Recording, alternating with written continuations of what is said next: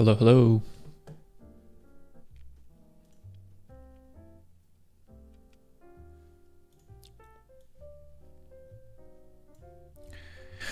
We are back at this. So we made some progress last time, especially with the icons, and now we need to figure out the controls or actions for the application, and then the email view. And I also want to refine this this part of the UI. It's very basic, and I feel like it lacks perhaps some of the important features for, say, when you hover on top of an email. So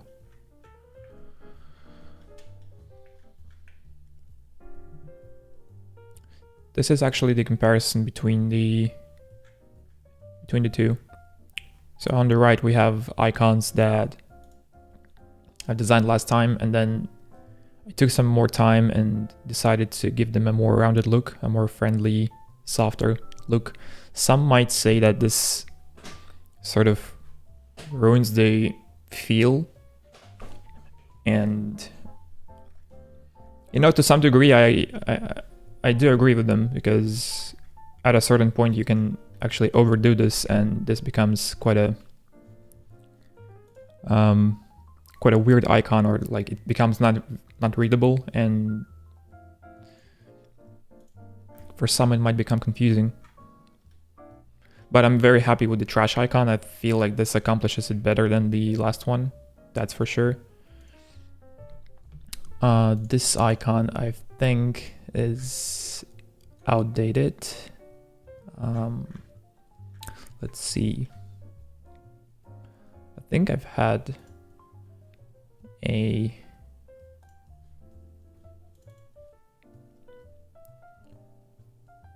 proper version of it. Yep. So this one should work better.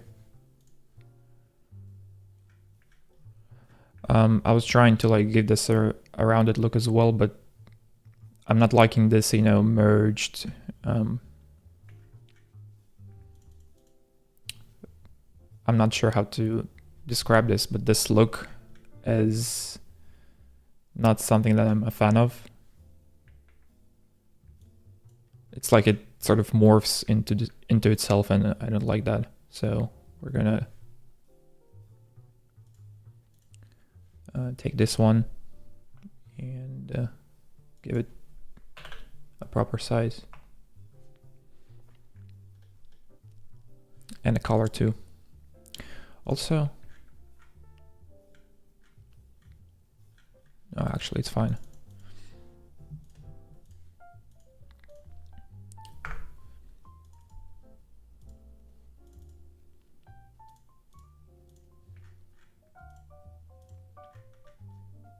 This is still very reminiscent of this old one, but it's not as rounded as the previous one that I've just deleted. So I think this works better. The trash icon especially needed to be changed, so that was a really good change, in my opinion. And so now we can actually take those out. I want to save them, just, for any reason. What if I want to come back to them at a later time? I just save them over here.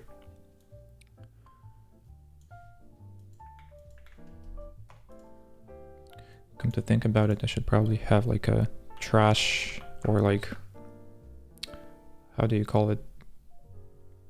Not a dumpster, but like,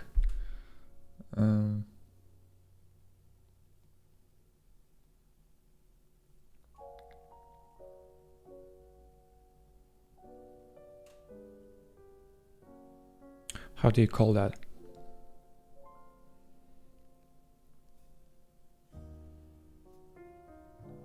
Anyway, let's call this trash for now. Hey Amar, hello. What's up? How are you doing today?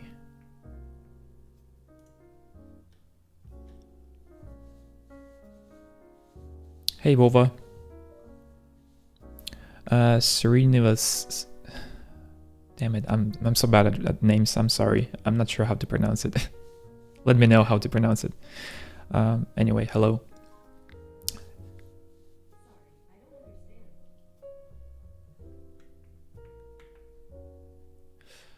I'm just removing the old icons and putting them over here,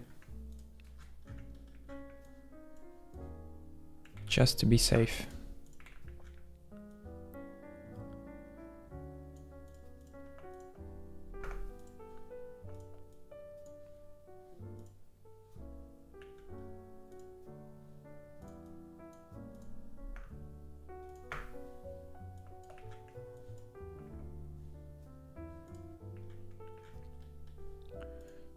So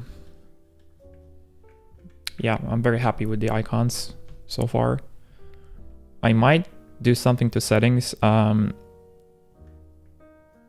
not too sure whether like this needs change, but I feel like this out of these icons, this is the most like complicated looking, more heavy looking. If you compare like the mass of it, the amount of line, like the amount of black on white sort of, this is the most heavy one. But also there isn't much to do about it. So this icon needs to represent settings somehow, and we could do that, I guess. But this becomes a flower sort of looking cog, and I'm not a fan of this.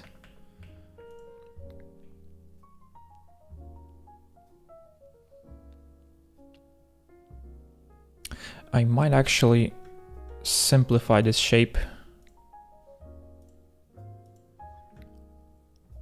The problem with these icons, with like the settings icons, is that they often look like flowers. And I think one way to combat this is that we have like 8 parts to this. 8 legs, I don't know how to call those, but let's call them legs. And one way to combat this would be having less of them, so 6 perhaps. How about that? Let's take the basic shape of it, and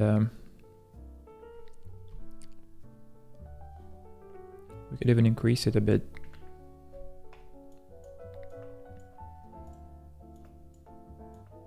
Like this, and we flip this one.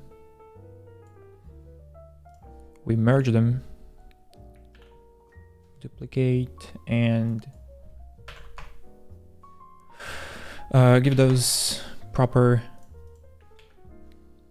angles. So that'll be 60 and 120 in this case.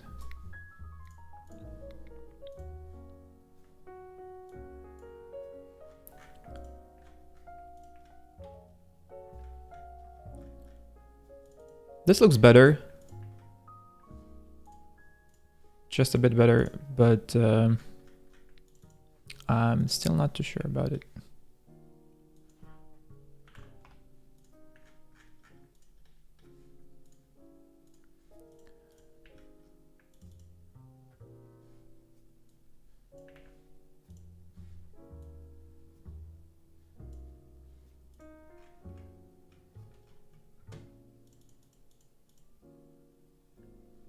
The problem is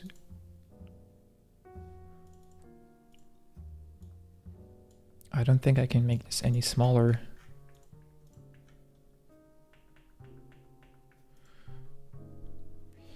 Actually, you know what? What if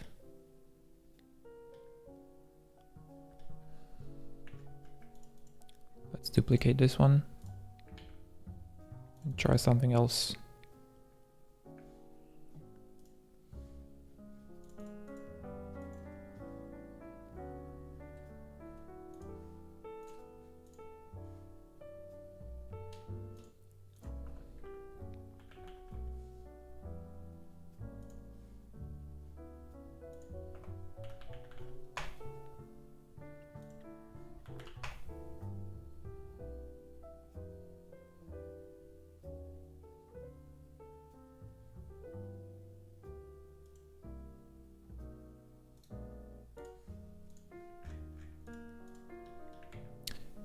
Do you guys think that like a shape of a nut would fit here?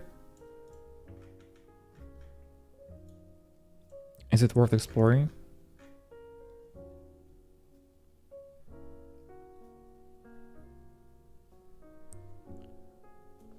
Because I'm curious.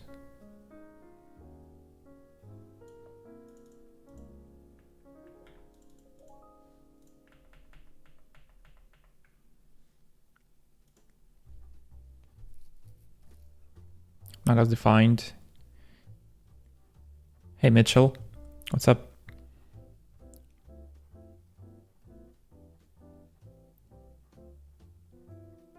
Hey Isaac, it doesn't have that curve wipe. Yeah, perhaps you're right, but still curious to try this out. Let's see if it works. It's probably not going to be as readable, but it's probably going to also look much cleaner.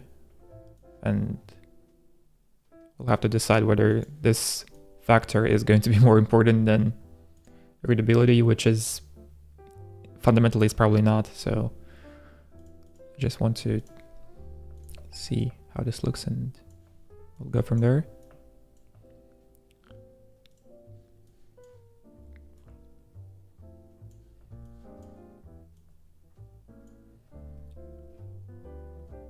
Also, this is not the proper way to do it, I think.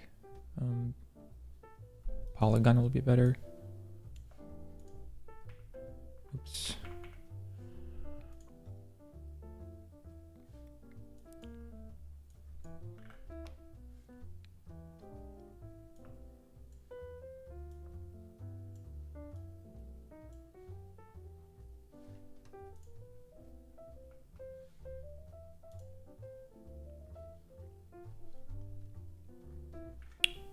Dun, dun, dun, dun, dun, dun.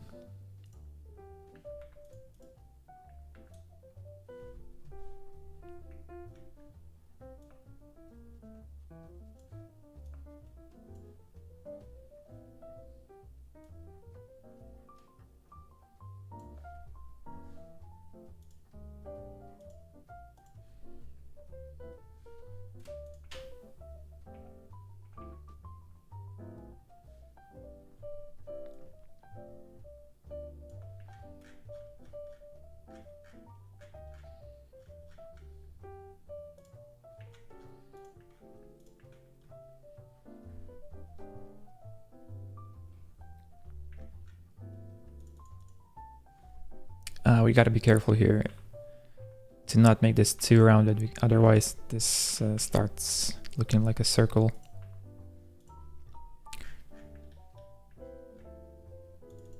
Let's see.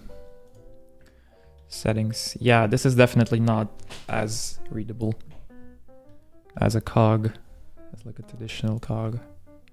But this also has its own character, I would say.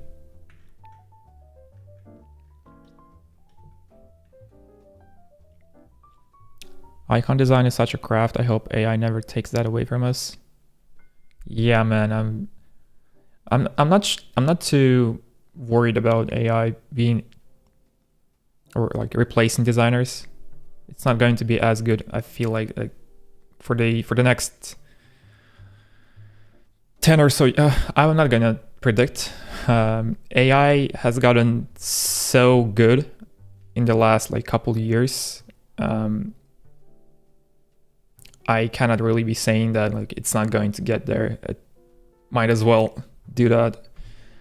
But I want to believe that it won't ever achieve that level of polish and craft that designers do when they actually go into like little details. AI is probably not going to nail that as well. For generic stuff, it's probably going to save people a lot of time. In that sense, it's going to be a powerful tool. It is already a powerful tool for many. I need to start using AI for like actual copy, I think. Is this a real app you're working on? I wish it was. Sadly, I don't have the knowledge or resources to build an application, especially of this caliber. So like I imagine building a properly working, secure, well animated, well tested mail application is a lot more difficult than building your like conventional calculator application for Mac or iOS or something like that, which is like much simpler in concept and doesn't rely on like servers and stuff. But this one does, and this actually requires proper security, which means you need to build a team for this. You need to maintain this application, and yeah, this requires resources. And even if I had those resources, and believe me, I'm not at the current state, I'm not ready for that. You know, I'm still unemployed, and like I don't want to brag about how little money I have left, but it's not looking good for me right now, and I need to actually do something about it soon. So putting my money into this is not a good idea right now. But I always wanted to sort of create a homage to the OG Mailbox application for iOS and Mac. I really love this app. Where is it? This one.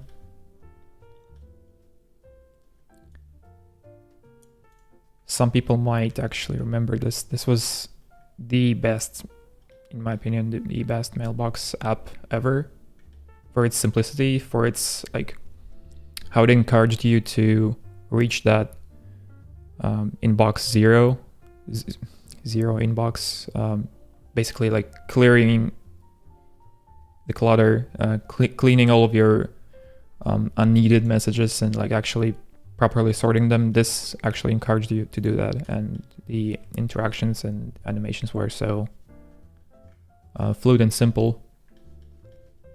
Really loved it. And I'm not quite like, I do like Spark, which is what I use right now on Mac and iOS, but I'm not sure, man. It's like the vibe is not there. It could be simpler, it could be cleaner, and so this is why I'm doing this, just for fun, just for, you know, concept work. Yeah.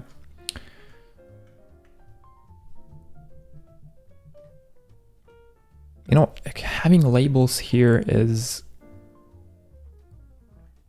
helping a lot, even if it doesn't represent settings very well. This will tell you that it's settings and you understand it, but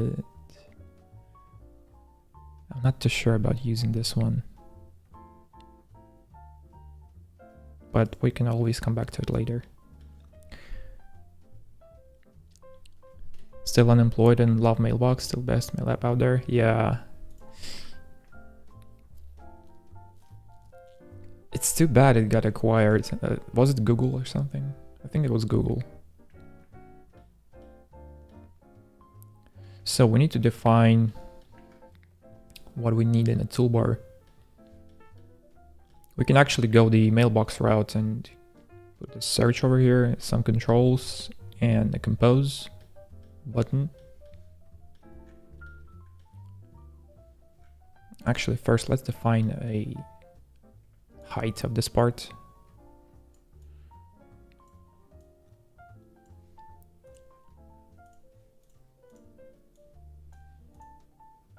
$50, $60 perhaps. Or is it too thick? No, it's not.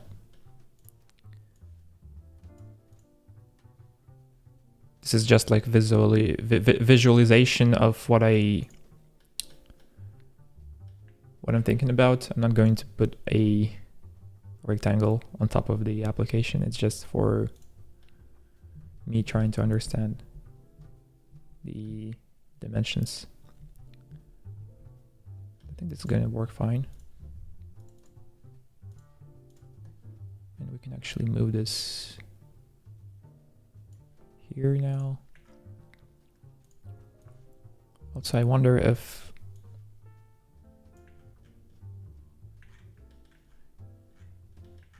giving this part like a fade is a good idea or not.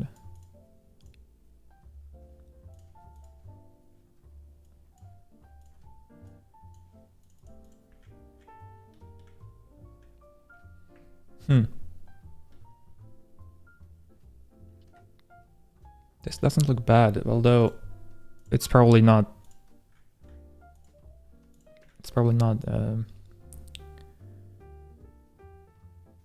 necessary.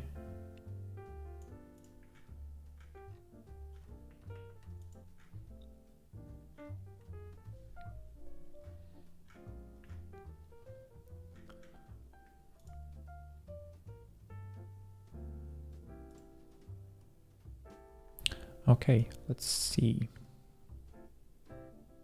A search bar.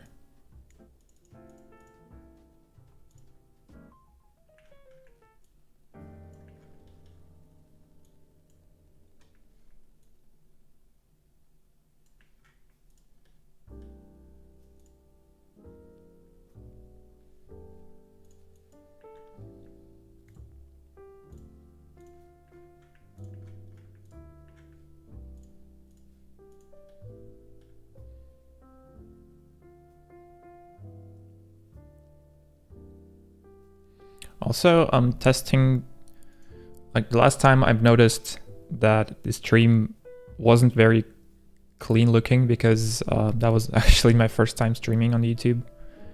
And I realized, oh God, we can actually raise the bitrate and we can raise the resolution because it's not Twitch, and we can actually do that here. So this live stream is actually 1440p. 60 FPS and 15,000 kilobit per second. So this is probably looking a lot better already. I could actually do 4K, I think. I think for recordings, this would actually be even better.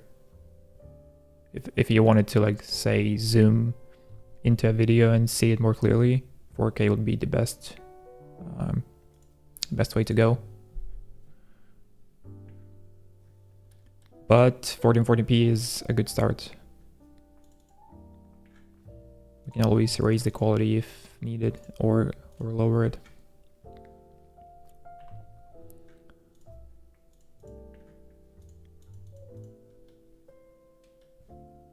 Okay, let's design a search bar.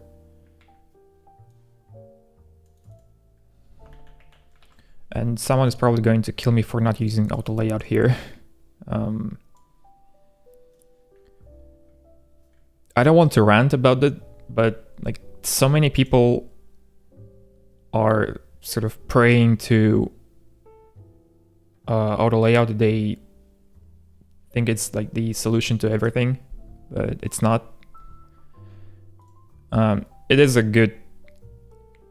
a very powerful tool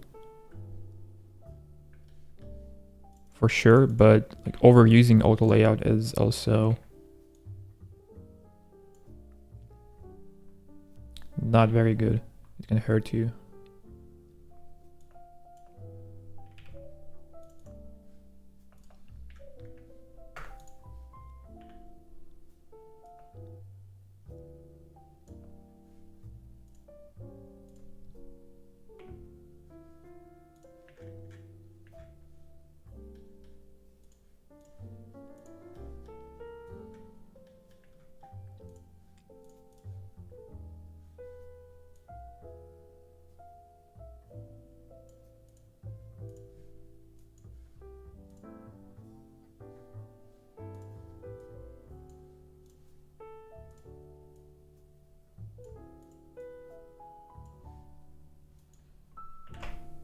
and too many designers actually seem to be overusing it.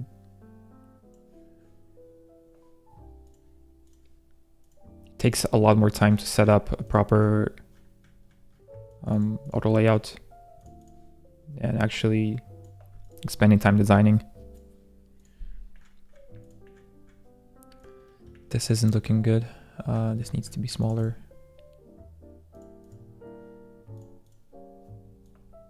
This is too massive.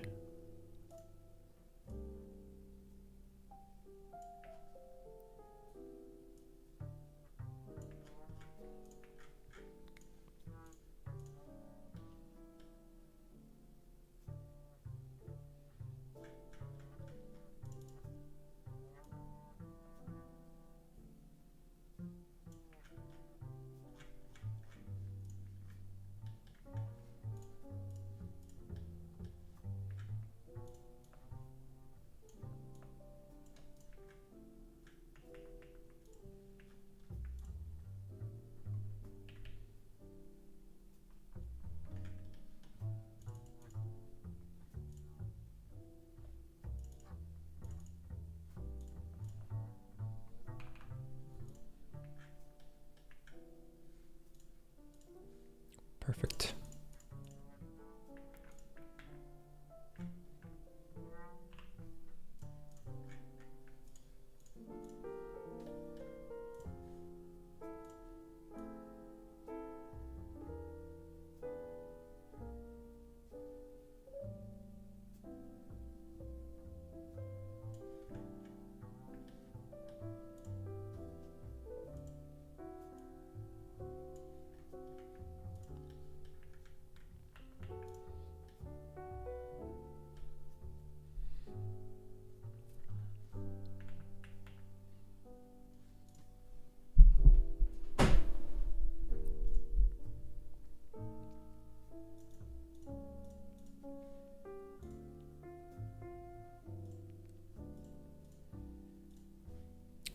Actually, let's highlight this one instead so that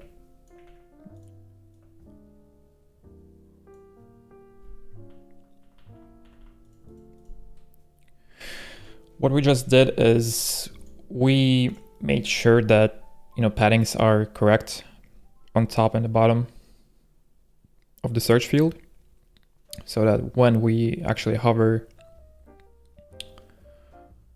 this top message, everything is looking fine and dandy. And so we made sure that it's looking great, so we can now turn this off and actually give this like more air visually.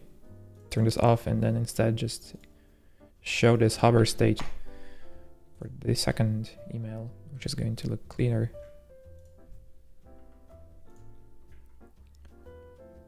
And now this view will help us understand whether we need like separators over here or not. I feel like this works just fine. We don't need anything here. Let's check if everything aligns well. Yes, it does.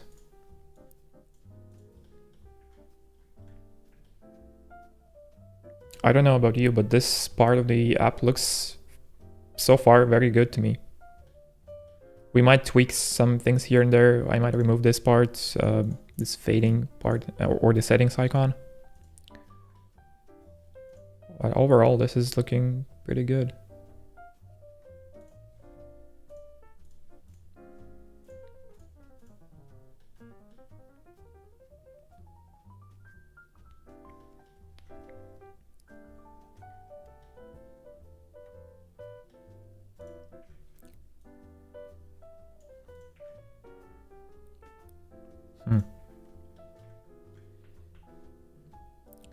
We can explore a more rounded search field for sure. This doesn't look bad actually.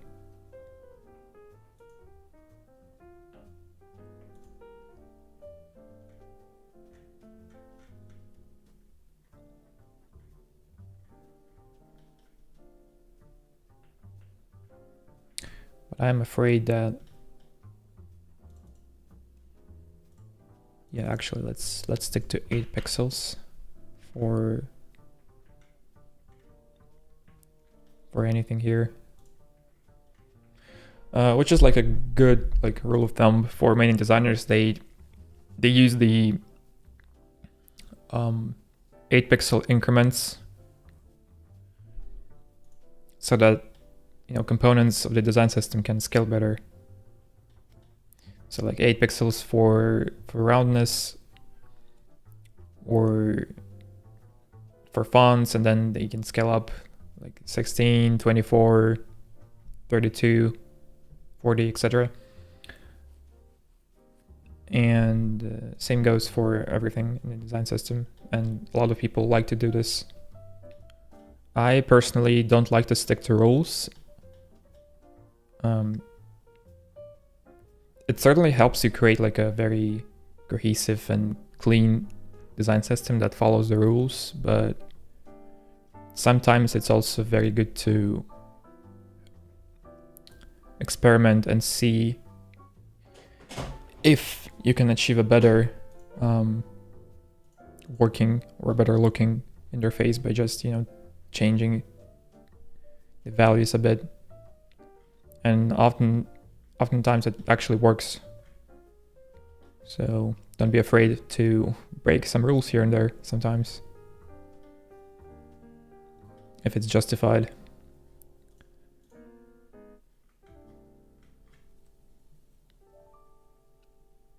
I wonder if I didn't design a message here yet, but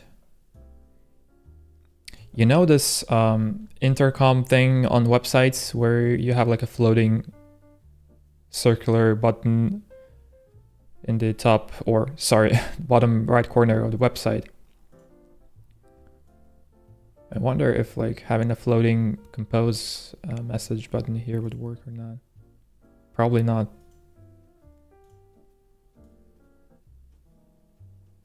Probably not. But let's try this anyway.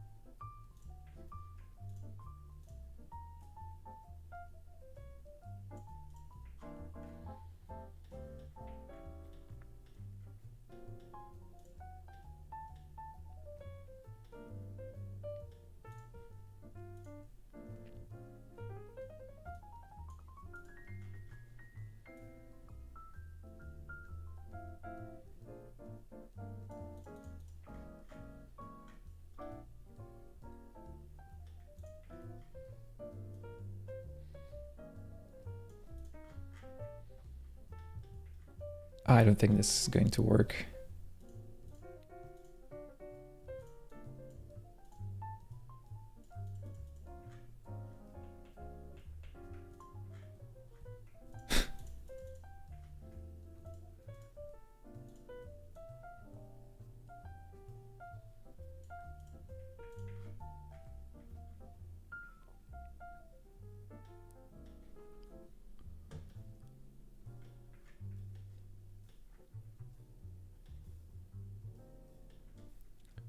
Let's see. 24. 16.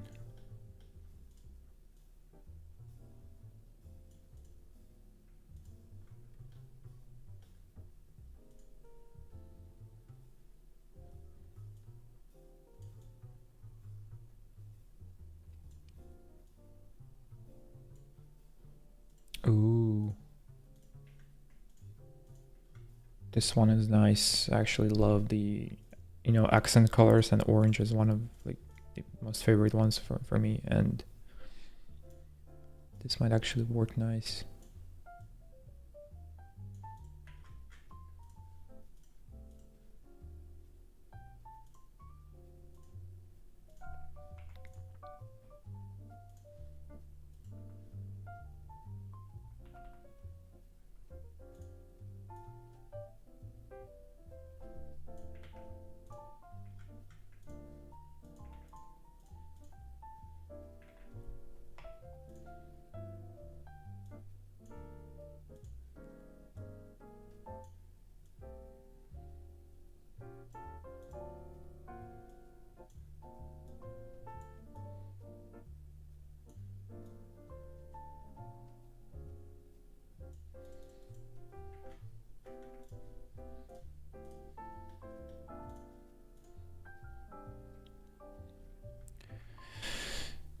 Dude, I really do need like a flip gradient button in Figma, or like rotate 90 degrees button somewhere over here, because this sucks. I just hate doing this all the time.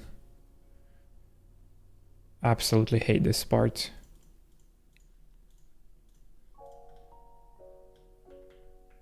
This doesn't look too good.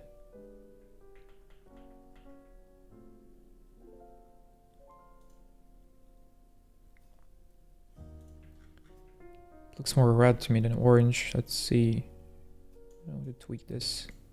This looks dirty to me. Actually, let's go for a solid color for now. I don't like it.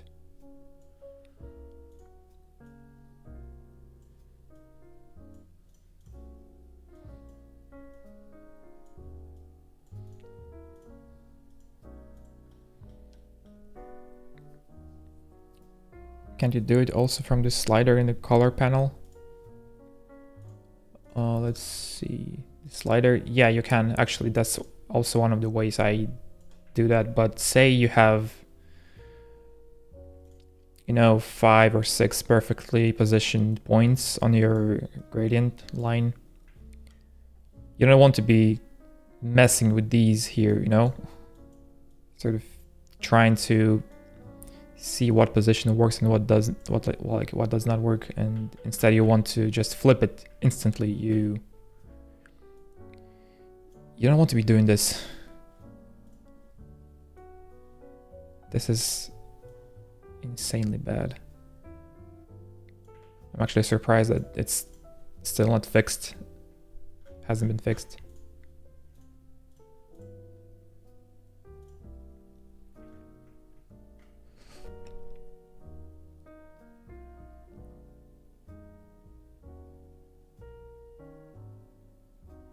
Dude, I do have an idea. Feather. What if we use a feather?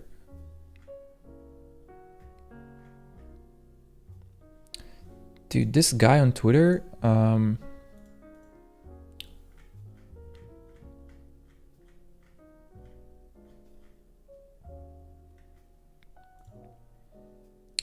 this guy on Twitter, Martin David, this guy is insane. He's making beautiful icons all the time. And he has made ones for Twitter as well. And this icon he made is so good. I kind of want to use it, or like something along those lines. I need to look for more mood boards.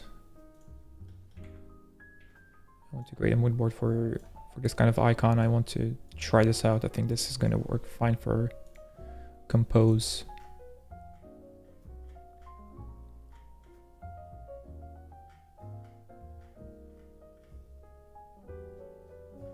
Interestingly, not too many feather icons in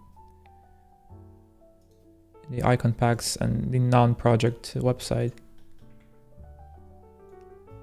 That's quite interesting. This one is looking nice, actually.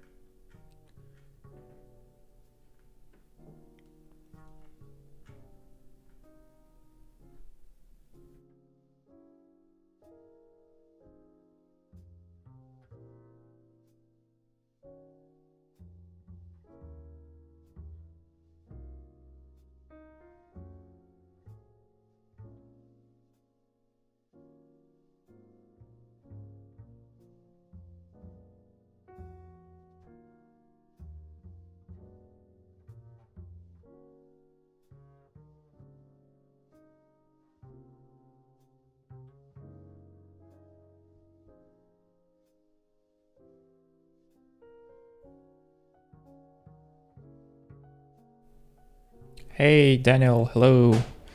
Thank you. Thank you for your support. I appreciate it. I'm sorry I'm not showing the Google Chrome window. I'm just looking for some inspiration for the compose icon, and I'm currently looking at some feather icons because those look very nice.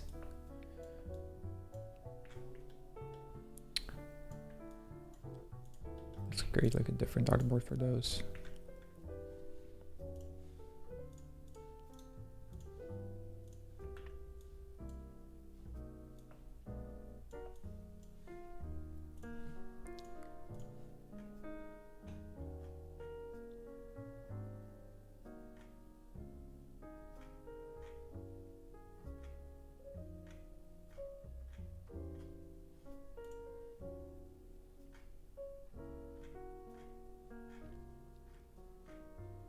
Yeah, not too many feather icons that I know of. And most don't look very good.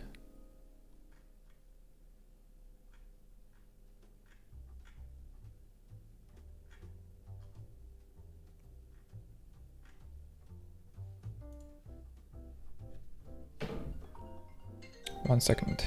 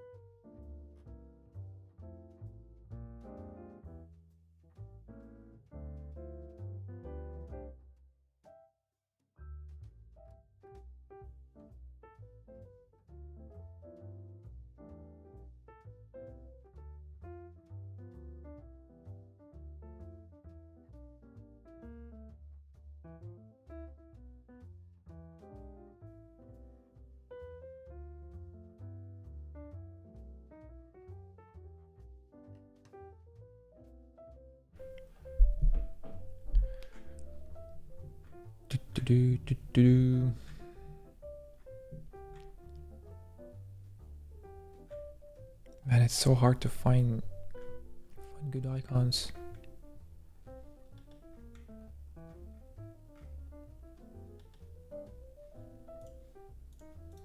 Ooh. This one isn't bad. This one isn't bad either.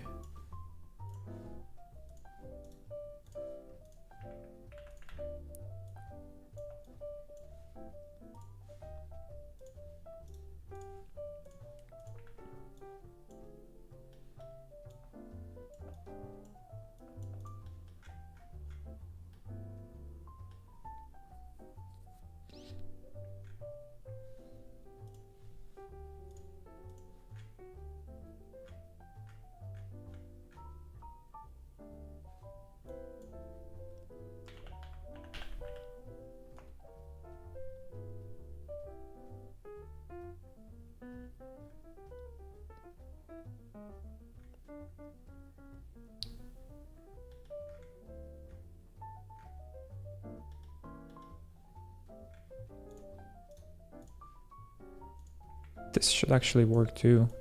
The classic compose icon.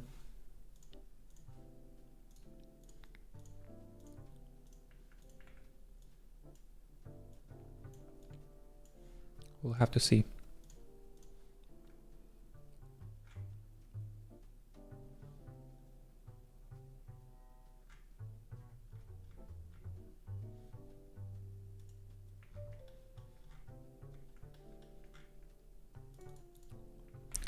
Let's take this base shape. Put it here, remove this part.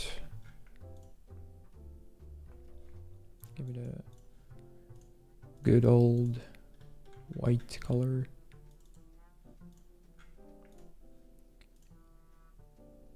And I'm sure that most of you probably know about contrast problems with orange, or like white on orange.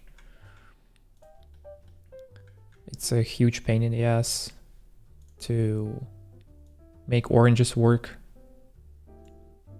Or rather make them like AAA compliant.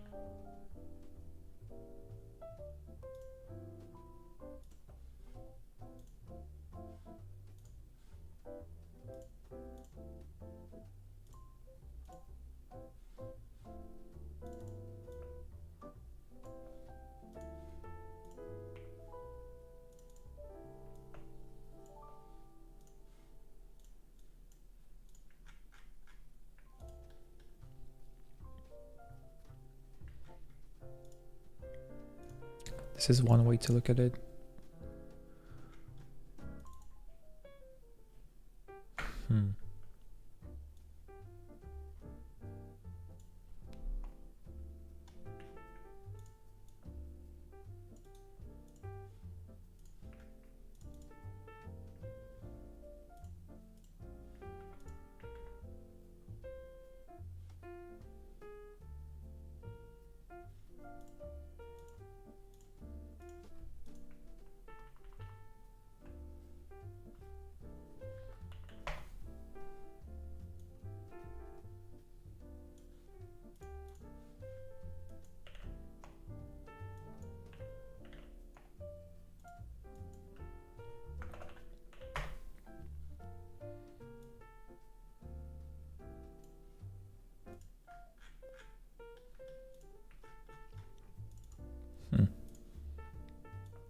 This doesn't look too bad.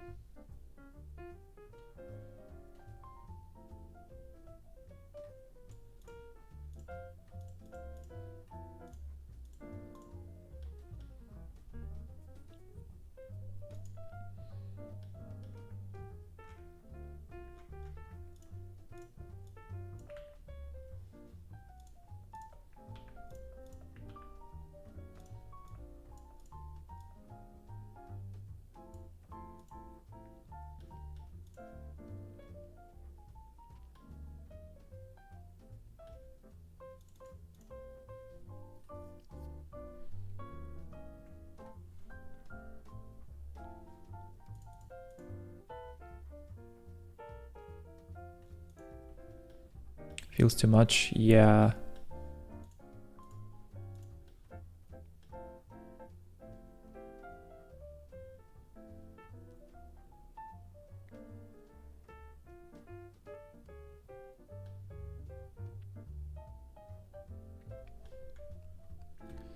Well, I'm still experimenting, so I'm not very... Like, it's not set in stone to use orange here. I can use any color.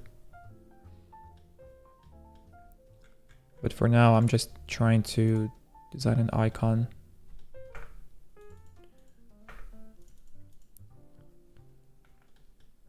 I want to design a proper feather. Yeah, reversing colors is one way to go about this.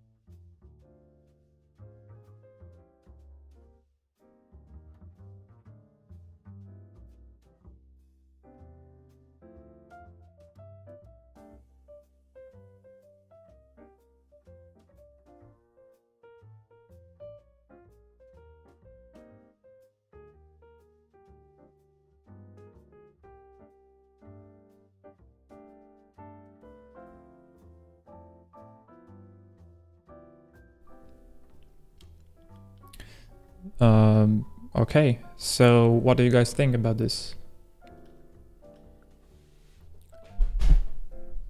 Which icon would you go for for compose?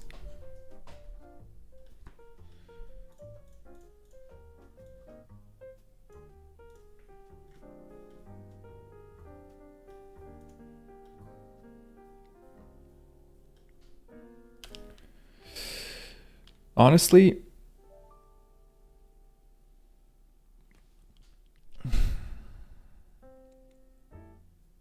this is hard, man.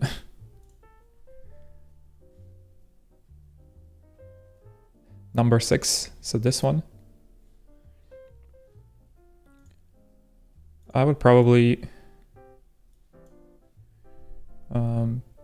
remove this one. This one I don't like too. This one I don't like. This one I like, but it adds another detail which doesn't look as clean to me, so no. This one, this feather looks a bit thin to me, despite you liking it,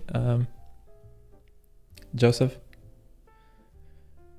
I think that having like a thicker, wider feather would work better here.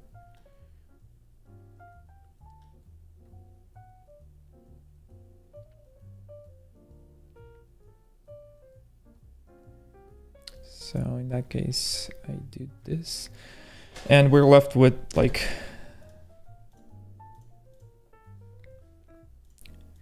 these three, which one of them being this one being the classical compose icon. Very clean.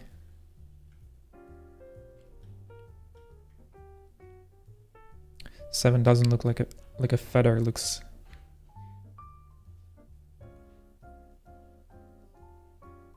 could be a leaf. So this one.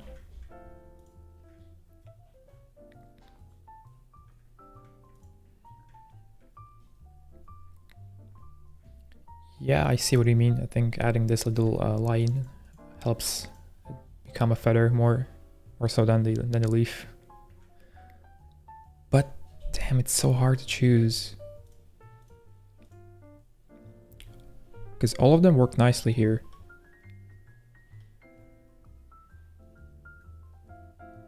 Underwear, right? Okay. Yeah, this has character, man. This has some character to it. This one, you could say it looks like a leaf just a bit. But it's a bit cleaner looking because of it not having this part.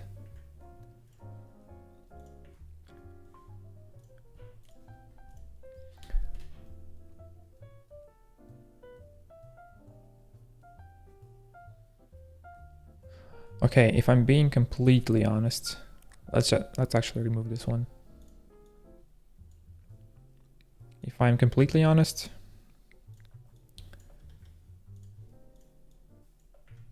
this one is more readable. Like you straight away know what it means. This one though, it has character. You probably know what it means. It's not as clear as like a pencil writing on paper in an application.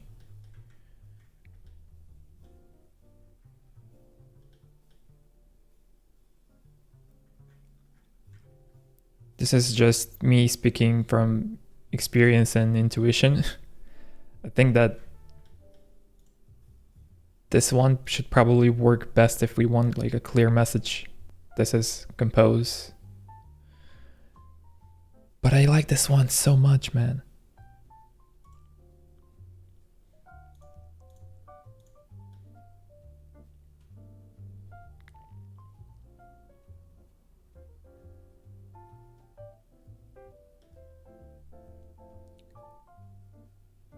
The classic one doesn't need explanation. Maybe the feather could be used for AI generated messages. Actually, a very good idea. I would add something more to this though. Something like, I don't know, man. How do you represent AI through a button? I'll probably add a label.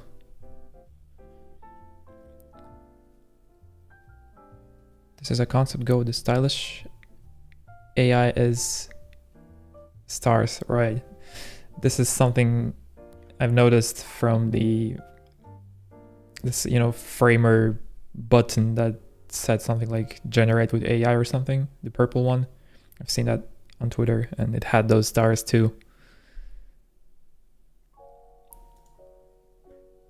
It's like, create magic.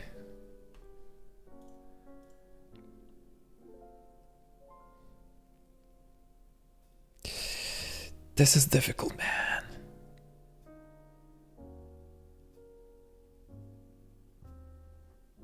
Because both of them are clean. This one is a bit more readable. This one has more character, and they're both just fine, I think. It's just a matter of like me choosing what I prefer, which is quite difficult. Let's remove those.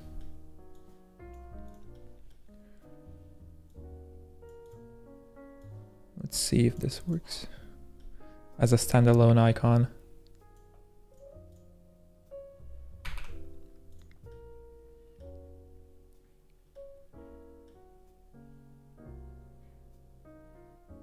Kinda does.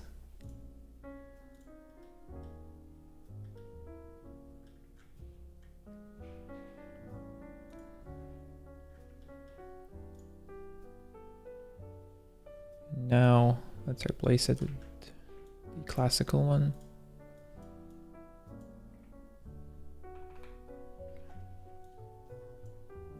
I don't know, man. This one is... You just straight away know what it does.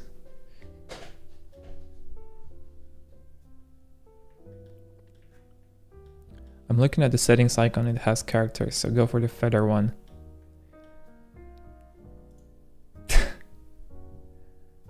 So this is like an allowance for me to use something more unique. True, but one could also say that, settings has a label, so we can actually know what it means, even if we don't have a typical cog icon for it. Here though, would it hurt if we added a label? Let's try this. Let's create auto layout out of this.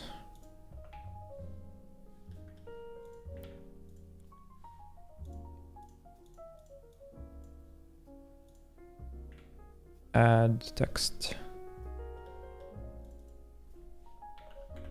Compose. This will become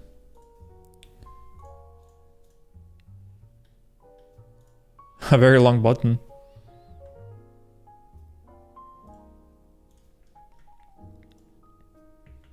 Oops.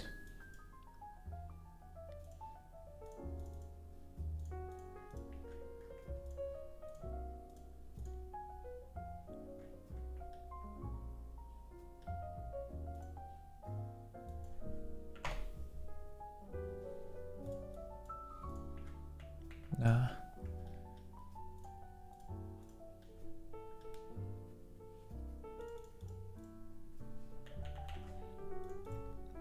I kind of want to use this icon for something like, like a text editor or something.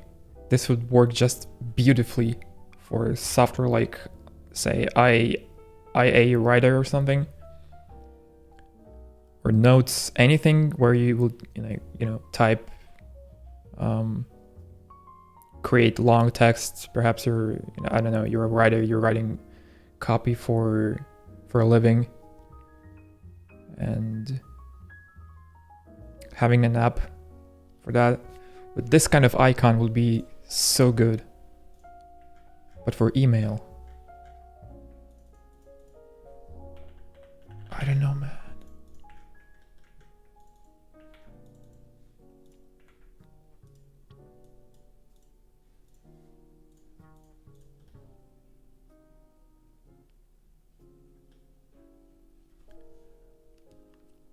For us digital people, both are quite clear, especially in combination with the position on top right, but a label is great for regular users. You know, I'm a huge advocate for giving the user options. Say, if a user doesn't want to see labels for buttons or in any other places where they, you know, where they're not necessarily mandatory, giving the user an option in settings to turn this off, to switch to like text only or icon only or text plus icon, I like this. I like to give users the power to customize, not like necessarily, I don't want to give them the like full power. I don't want them to make, I don't know, a lime green version of this window, or, you know, customize sizes of certain elements. Although some would be nice, yeah. Customizing text size would certainly be welcome, but like what I mean is like customizing things like, you know, design system components in this application. I would not give them that power, but if they want like a cleaner look, settings could accommodate for that. Having a like a minimal look and then a regular and then a more complex. You are describing regular macOS behavior. Toolbars have those settings. Yeah, but what I mean is giving the user like options to customize things beyond like default macOS settings.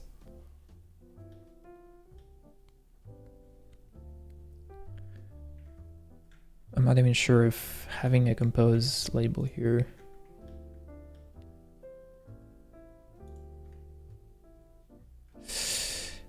this certainly is not as clean as just having a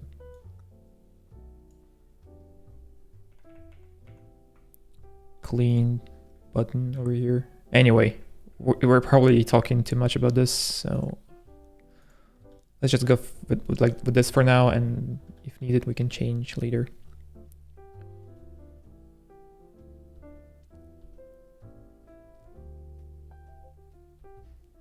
I mean the label only, text only, above settings of macOS toolbars.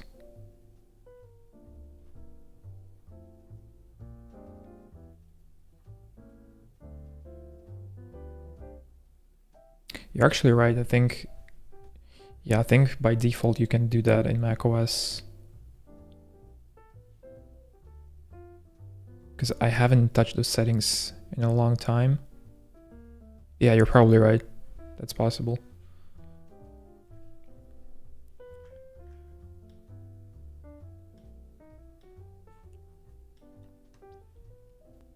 Because that was possible in Sketch, and Sketch is built natively, so I assume that it's possible for any other native app, including Apple ones. So yeah.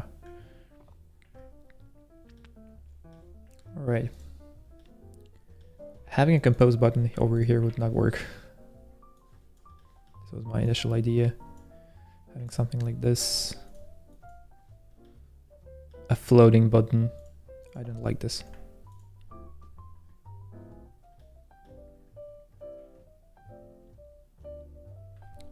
All right, I'll be right back. I'll go grab some food and do a few things. I'll be right back in like, I don't know, 5 minutes.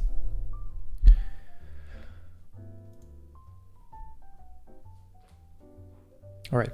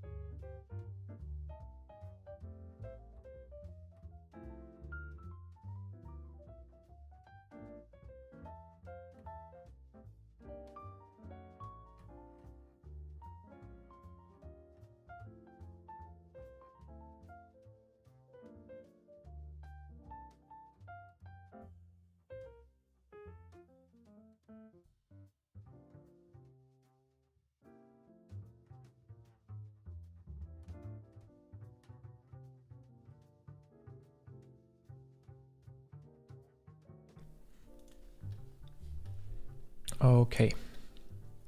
So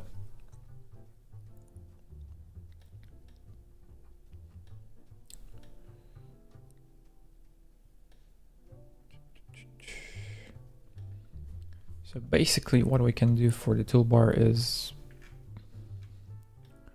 just duplicate the icons we have in the sidebar. Add some more if we want to add some further functionality to the app. Also, I need to show things like timestamps and the amount of messages in the thread. I think it's going to be good, and then indications that a message has attachments or whether or not it has been saved or like favorited.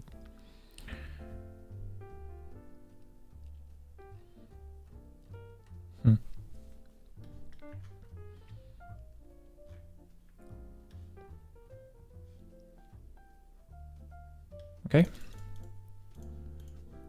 let's do it.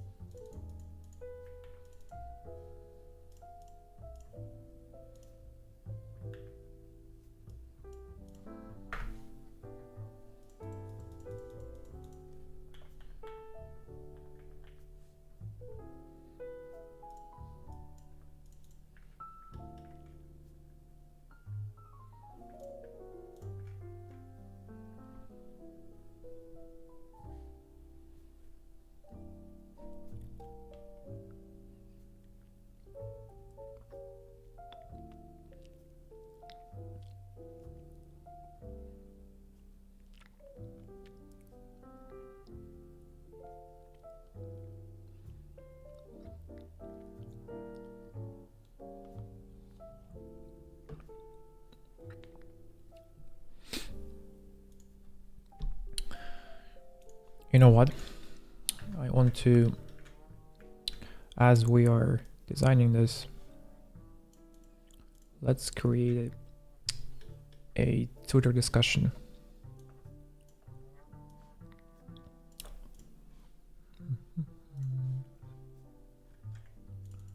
For these two icons.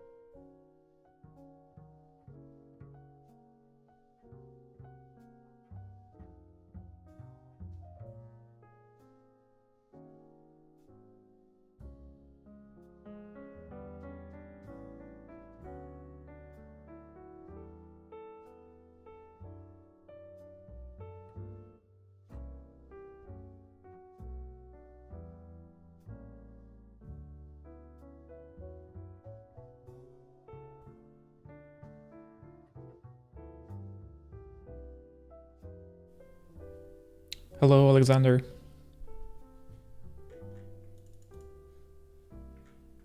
What's up?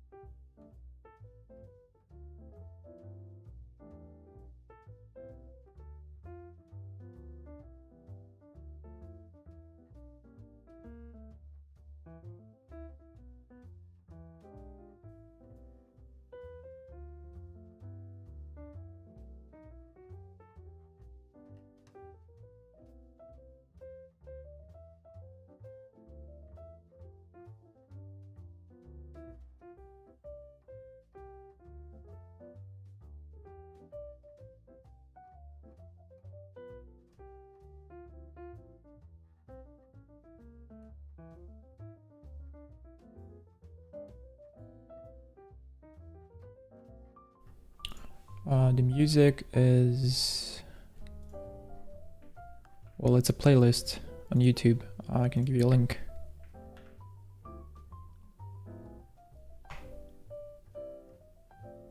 There we go.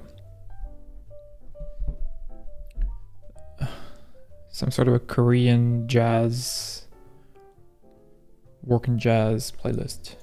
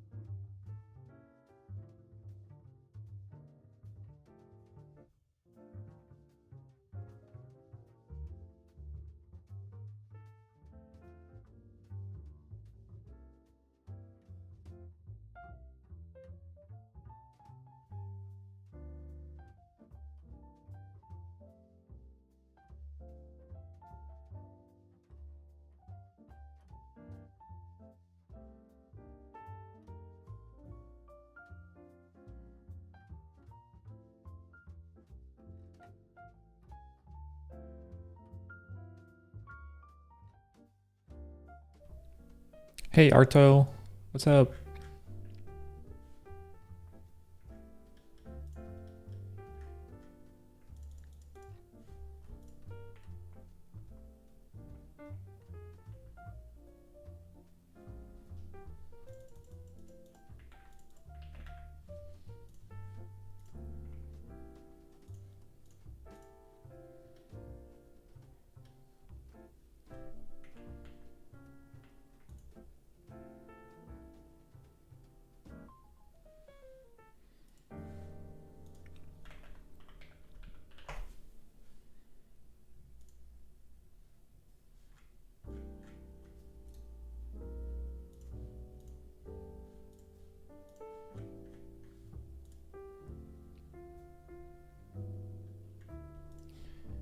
Finally catch my stream, yeah.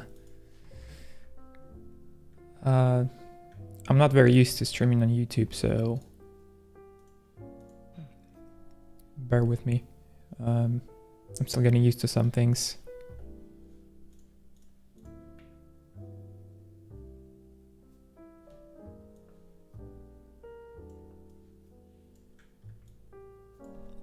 Oops.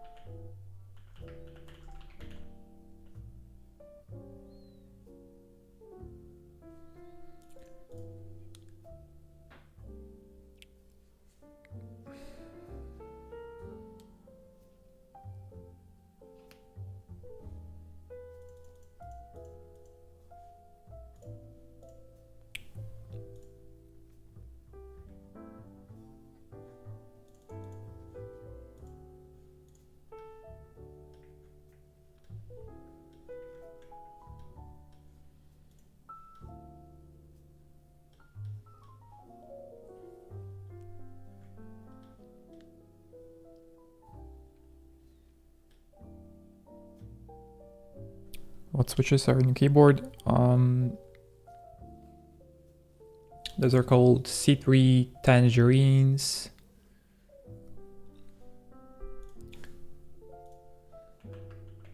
Mm, 67 grams, I think.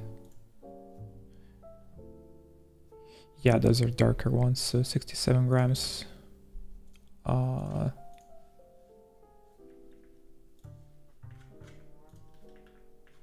These. Those are actually super smooth stock, but I went ahead and looped them anyway, because I don't know, if I'm building a keyboard from scratch, I might as well just give it my best effort and make it extra smooth. So I've looped them and added films, and films are those like little pieces of plastic or foam that you add in between these two parts of the switch, the top housing and the bottom housing, which essentially like eliminates the possible wobble caused by you opening up the switch. So when you open the switch, you sort of bend the plastic legs a little bit, and well, generally they're not going to wobble after one opening. If you're opening the same switch like for several times, you could possibly cause some bending. And switch filming is generally like a very niche mod. Not all switches require that. Some switches are more prone to wobble than others, but I just went the extra mile and looped them, filmed them, and I'm enjoying them. I'm so sorry. I thought you didn't have the experience, so I went ahead and tried to explain what it means. I'm sorry. It's like I'm not used to everyone in the community knowing how to build a keyboard and all the little details. If for any reason somebody comes in or like decides to watch a video of like the recording of this stream later on, they will have some info.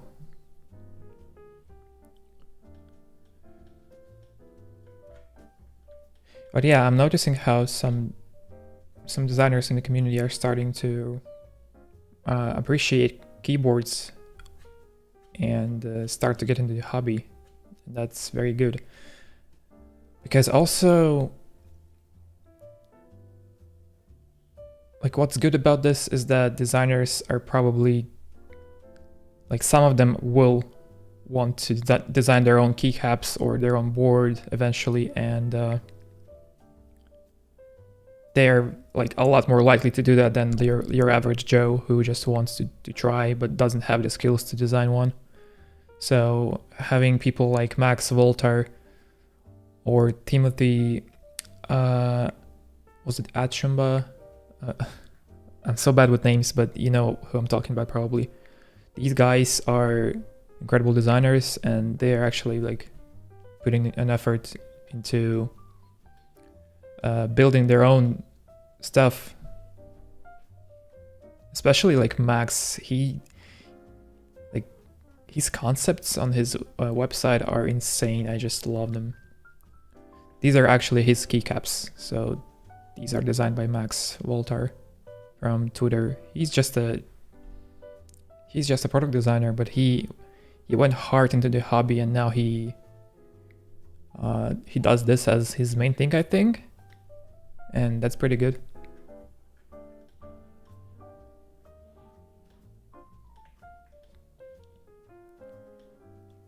And like, definitely, I think that having some more unique keycaps or keyboard designs that differ from your usual like GMK set with like the same overused font is a very good thing.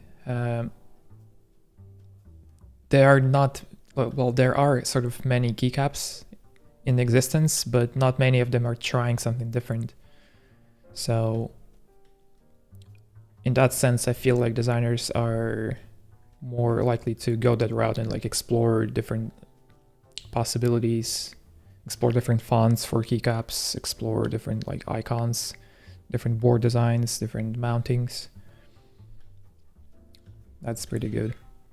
I would love the community to expand, sorta.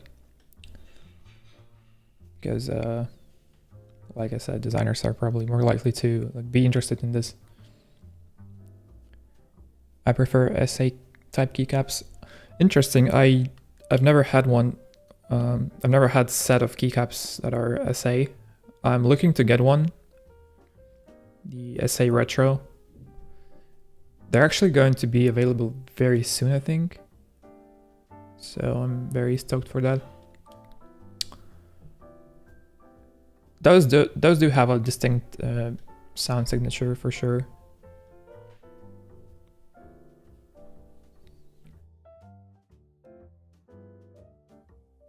Design your own one. Design your own one day. I don't know.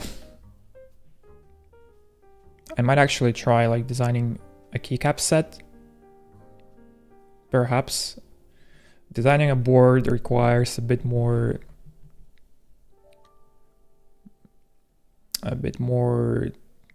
time and resources, because you have to make prototypes. Prototypes cost money, a lot of money. Well, keycap set prototypes also will cost money, but having a board made out of aluminum or anything else milled from like a block of metal is expensive. And then there are other things like anodization, which also costs money, color matching, trying out different colors, different materials. Most boards, like most premium boards, use different weights that are made out of brass usually, sometimes copper. And well, brass is expensive. Copper is expensive too. So this can very quickly turn into a very expensive adventure. And I'm not the one that I don't have money right now. TBH, I'm still looking for any like new gigs and stuff. Anyway, I need something to help me out with the copy, because I'm going to make this up. But I could certainly use some help from AI, but I don't use one for now.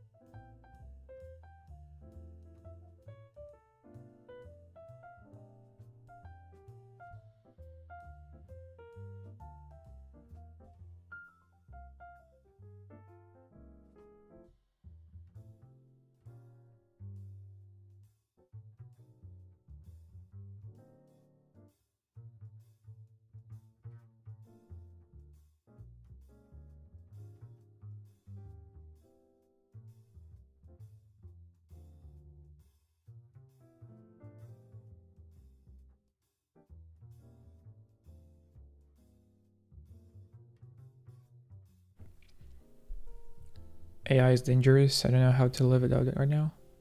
It's addiction at some weird level. Yeah, I remember how I first discovered Midjourney on Discord, and I've added this bot to my Discord server. And dude, I've played the entire day with it. Like, I couldn't stop. I was so interested in trying out different prompts and seeing how it would, like, slowly generate from like a blurred blob into an actual insane looking thing. This is just, I don't know. This is this like scary and awesome at the same time.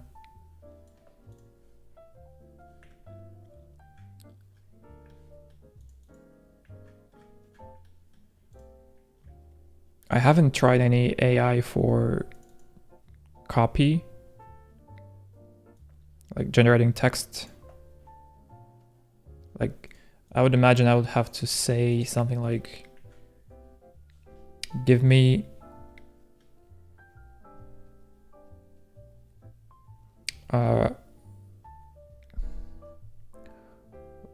so write an email as if you were promoting a brand new keyboard. And I think that should be enough for AI to actually write something good.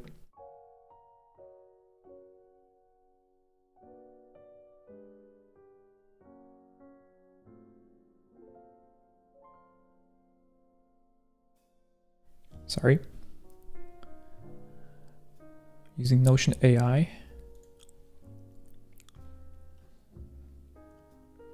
Wait a second. Notion has AI? I'm sorry, I'm not using Notion on a daily basis.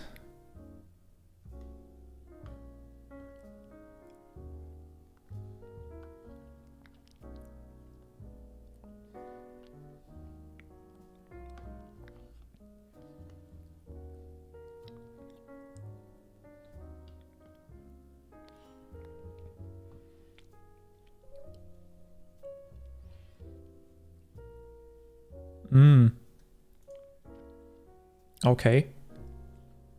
Also, hello, Alex. I'm not sure if you... Have you been here? No, you haven't. Hello. Welcome to the stream.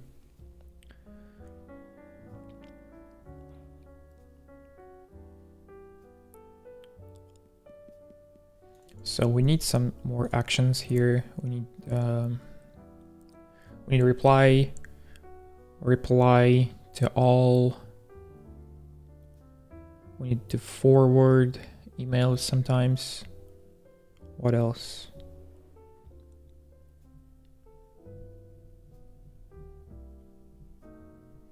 I might even have this spam icon be its own thing.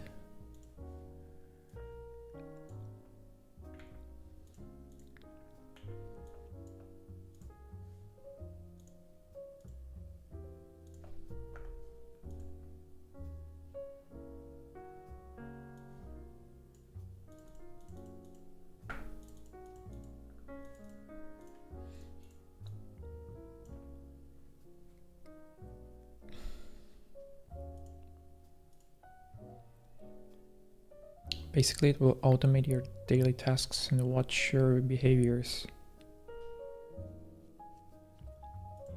Yeah, this part is scary. I don't like when somebody tracks what I do, but I know that everyone does, every company does. Google knows more about my porn preference than I do probably.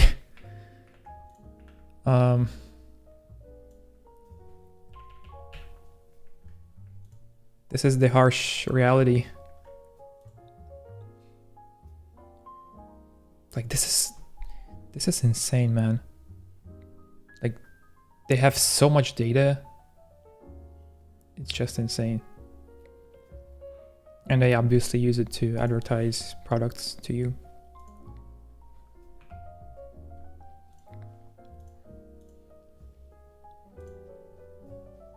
I think separating them into different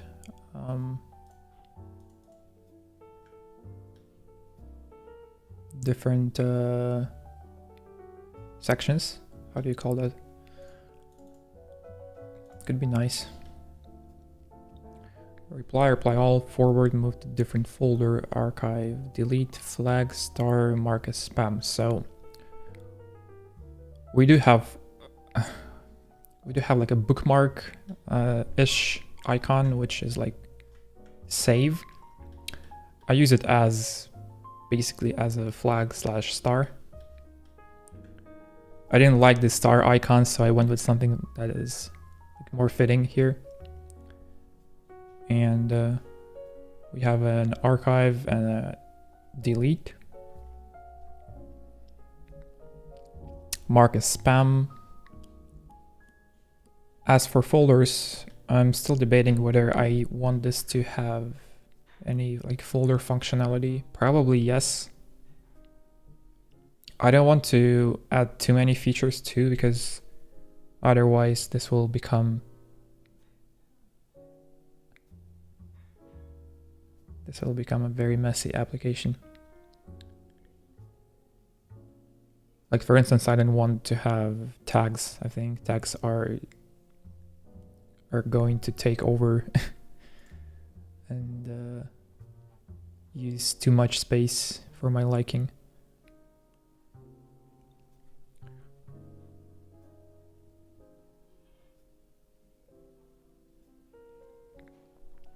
I think we do have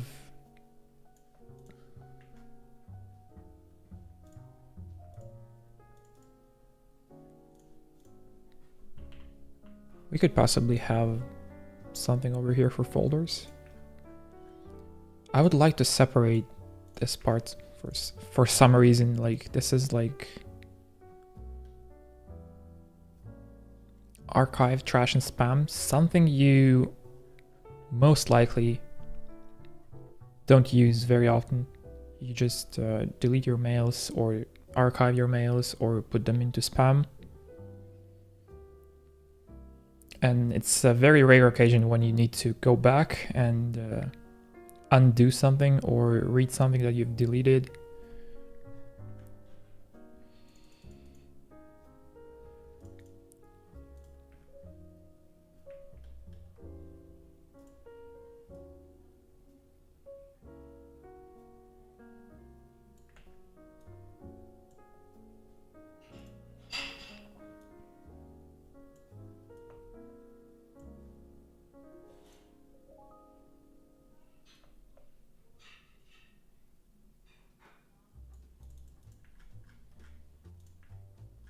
Oh no.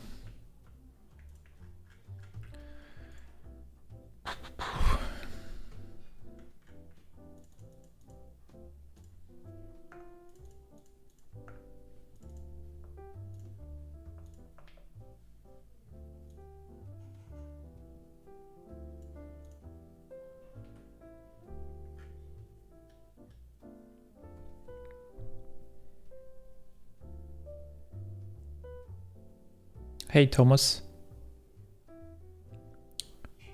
do you design with dark mode support as well, or do you consider that at all? Yeah, I actually wanted to do that. As long as I had all the core components laid out, I would love to explore a dark mode as well. I will need to design a bunch of screens actually. I will need to design an actual composing state, all the interactions, all the states like hover or on press, the settings window,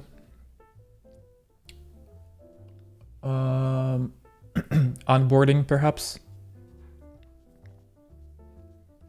I don't know if an email app requires onboarding. I think it doesn't. You just need to give the user a way to log in. So a way to add their email to properly function. And most people use Gmail anyway, so that should be the main button. As for onboarding, well, I'm a believer that if your app requires onboarding, it could probably do a better job. The design, I mean, could be more clear.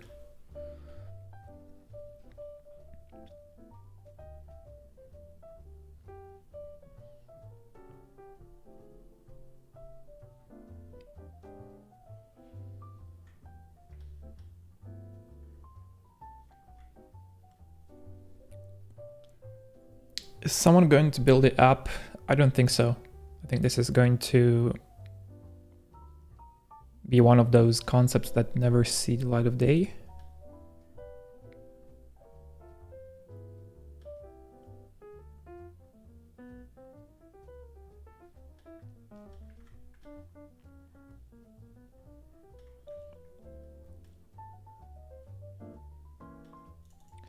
I'm not sure if I'm accomplishing this part of the list, being less actions.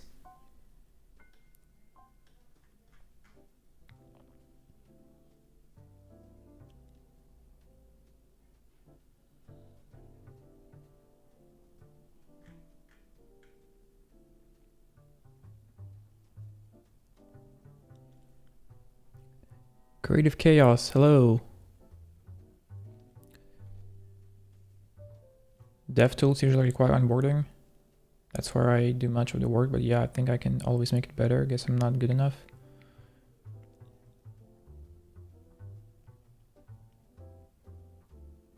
If it's by design a very complicated program, you could actually benefit from an onboarding, at least like a very basic one, showing, say, if it was something very complicated is like Blender, Photoshop for newbies, and like actually many other apps. When people open them for the first time, the pain point is that they are overwhelmed. They don't know what to do. They don't know where to click. It's quite obvious that you have like a toolbar on the left in Photoshop, and like your layers list and history on the right, and all the controls on the top. But in conjunction, all of that looks very complicated to a new user, and this is a problem. And 1 second.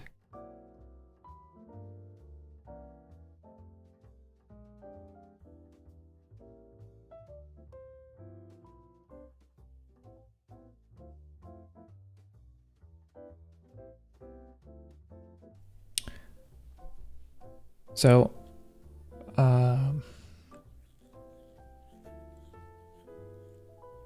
yeah, I think complicated apps require proper onboarding.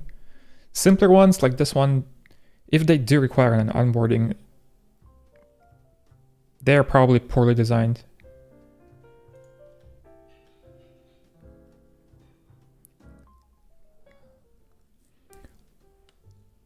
Love your icons, they are so friendly and fluffy. Thank you.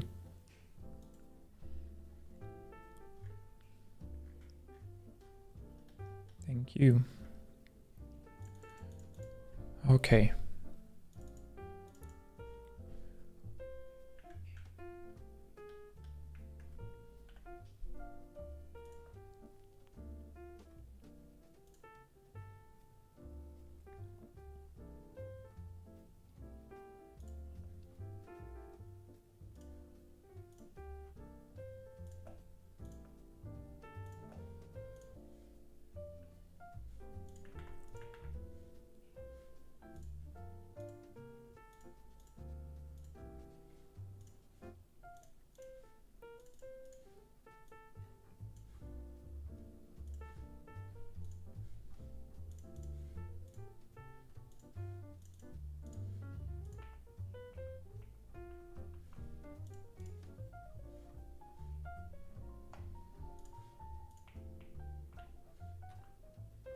Oh no.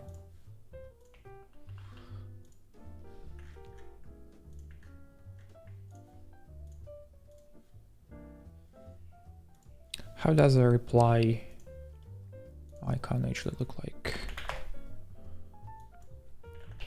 Reply. Oh, it's the other way around usually. It's going from bottom right to top left.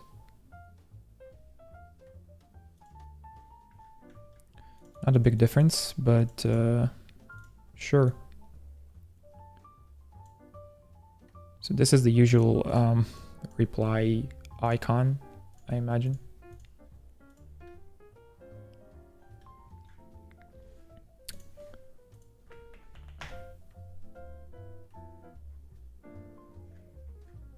Huh.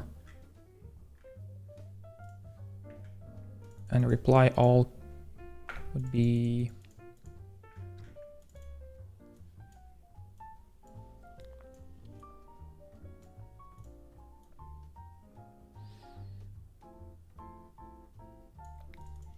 a bit different.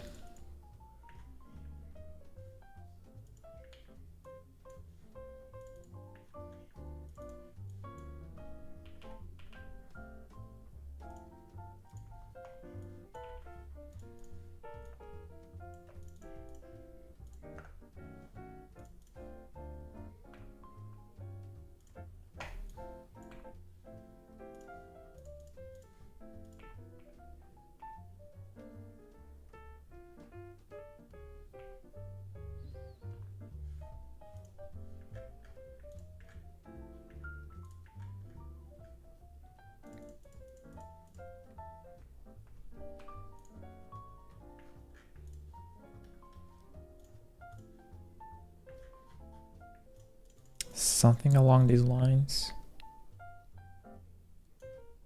right?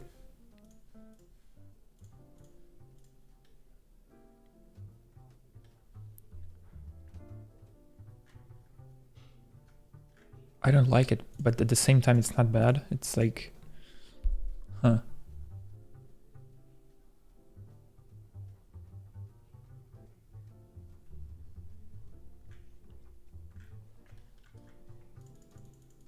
Yeah, if an email app requires onboarding, something is definitely not right. All you need to onboard a person into an email app is give him an ability to log into his Google account, and that's all. 2.75, 2.5.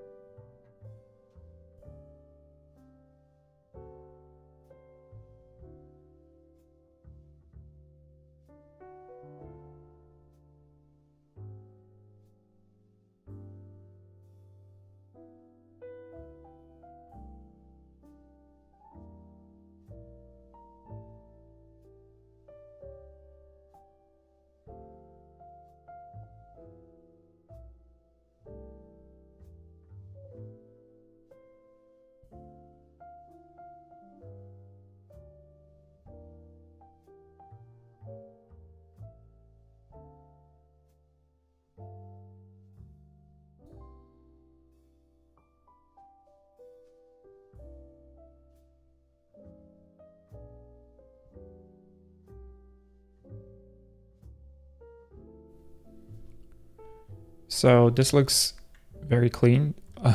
However, I do think that without labels, this could be a problem to some. Having tooltips should help, but giving the user an option to enable text as like you can in default macOS applications should be the way to go. So I will have to design a state with text with labels for icons. And I've actually questioned myself about having like a compose button having a label.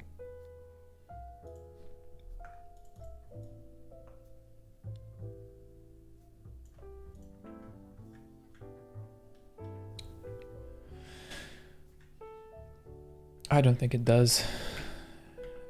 I don't think it needs one.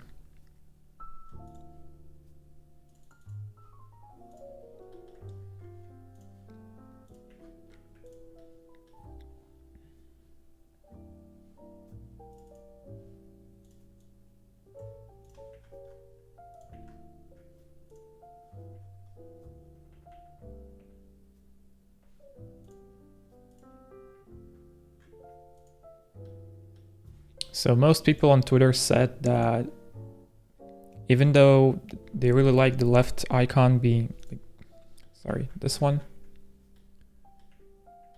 even though they like it visually and it has more character, this one should be a safe bet because, well, like I said,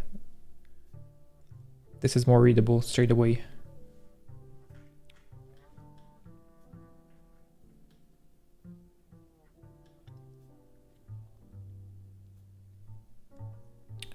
But you know what?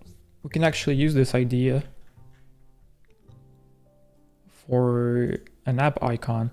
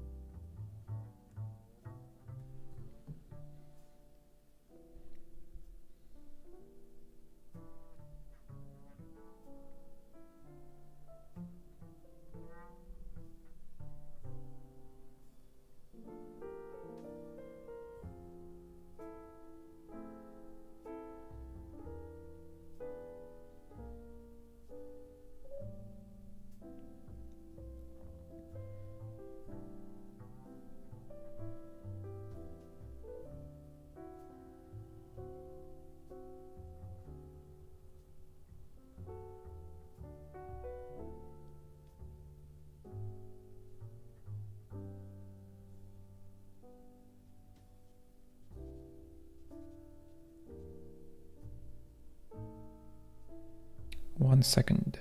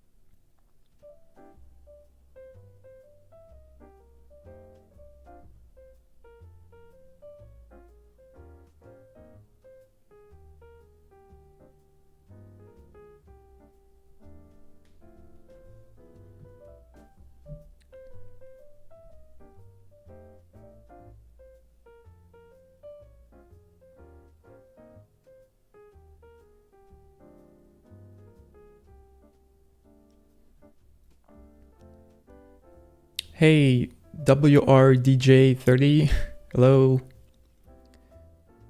Welcome to the stream.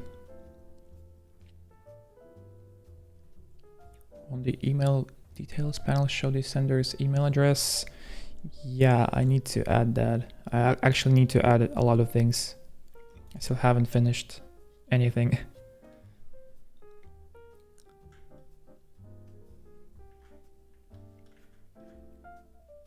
So far, this panel seems to be okay. I need to design an edge case where you have a bunch of shit over here. Like even having this, I think I did have the icon here. Yeah, so for instance, if you had this email saved, you would have these three icons, or two icons and one indicator, which we can actually, you know, make a bit shorter. Like this.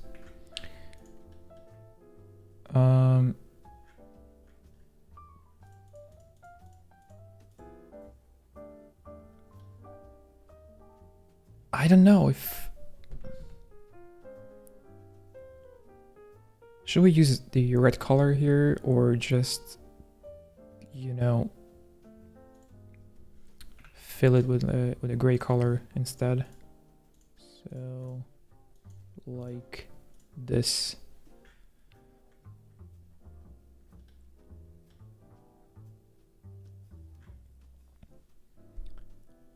Red and unread states, right? Yeah, you're absolutely right. I need to do that too.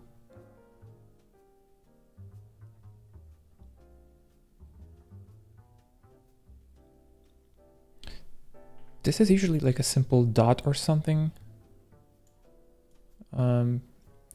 Fuck. You know, this is the reason why I hate auto layout.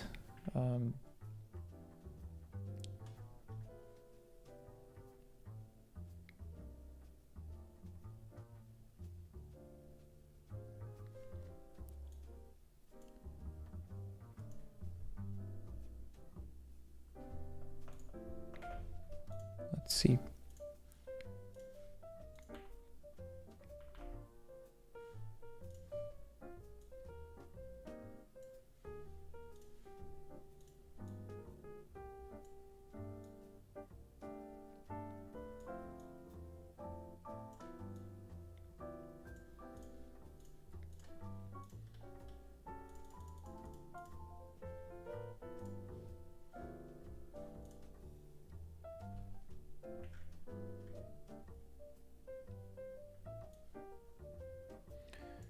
I don't like it. There is absolute positioning. Cool.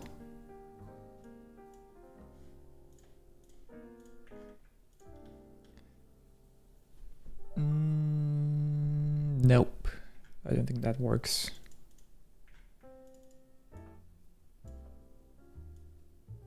What if...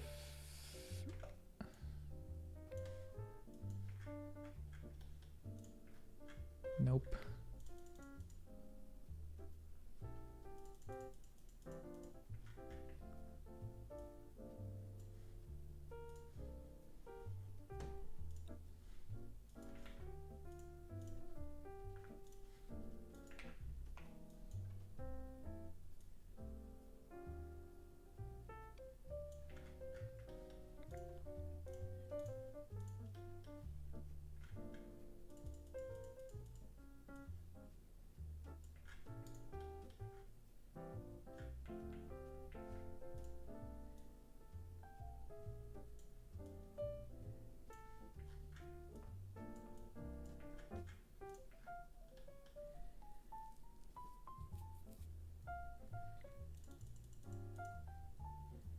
One way to highlight it could be, you know, making titles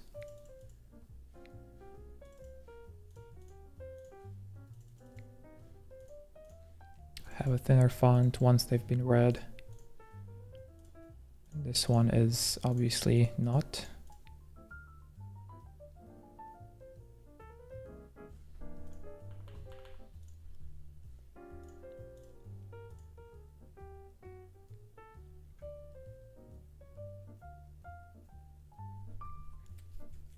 That looks fine to me. That looks like it could work.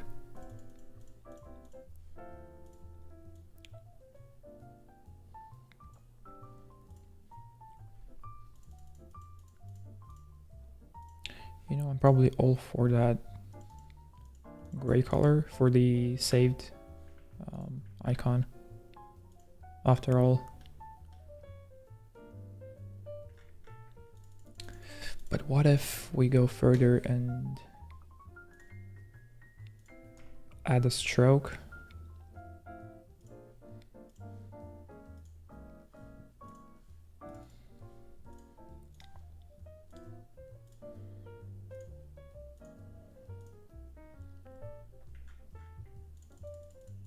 Over here as well.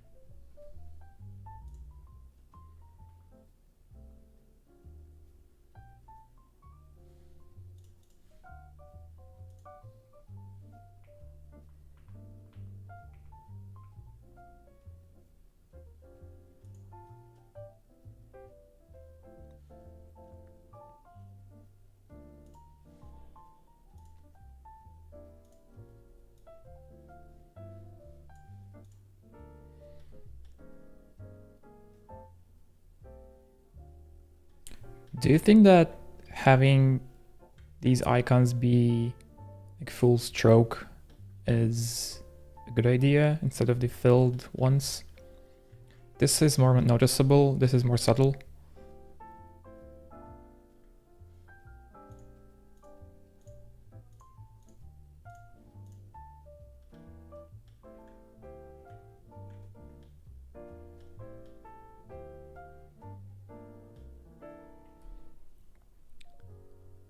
I don't really use auto layout, but probably should at least learn it. Yeah, it's very useful sometimes. I don't like that the community on Twitter is like so reliant on it. They use it so much, so freaking much, that they are screaming everywhere about it. Like, you should use it. This is the way to design. No, it's not. It's not. It's a good tool. It can help you, but going like 100% auto layout can actually ruin your experience and make you spend more time designing than you would actually spend if you were positioning everything by yourself. So it can hurt you like anything. You need to dose it.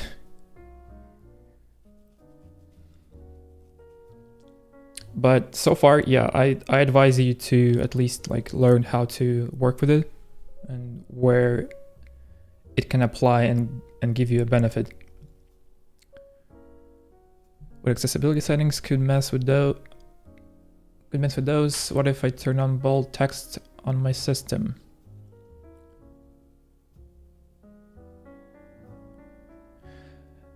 Yeah.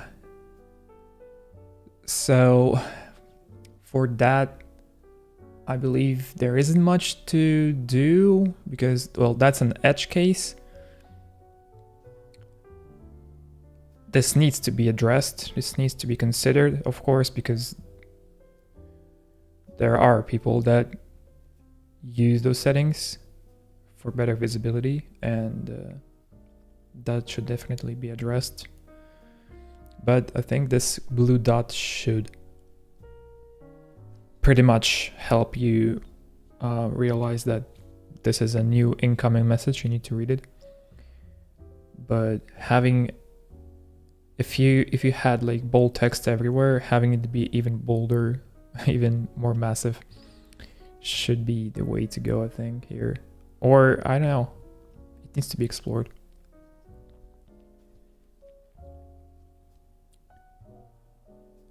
Zoomed out looks good. I'm assuming title lines will be limited to one line and text translated.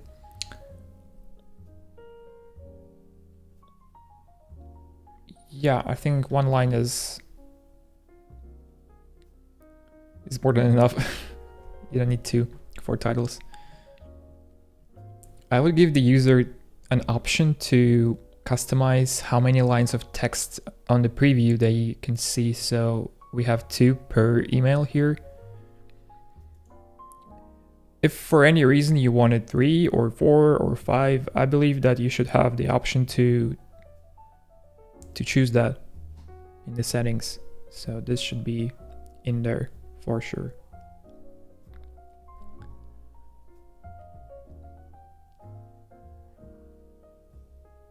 Understanding auto layout can transfer over using Framer. It represents CSS if I'm not mistaken.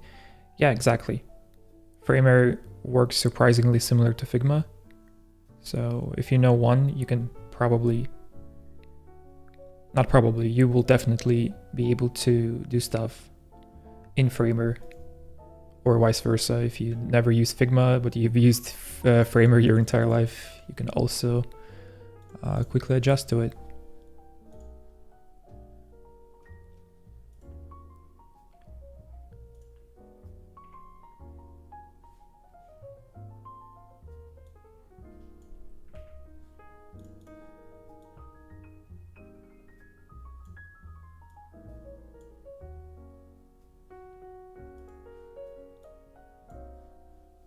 This is so scuffed.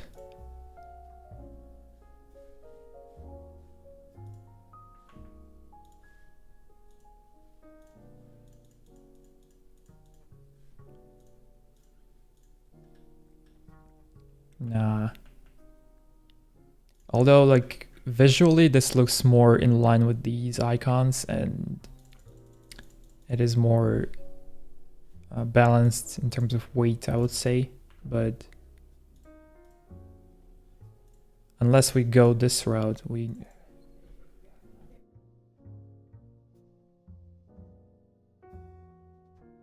perhaps a smaller text could work here too. Huh.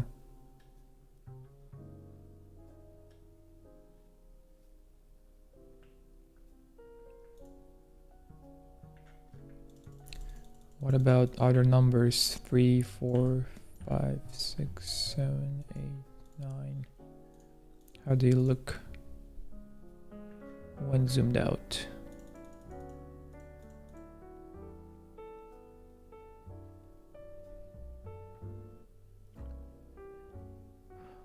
All crap, привет, привет.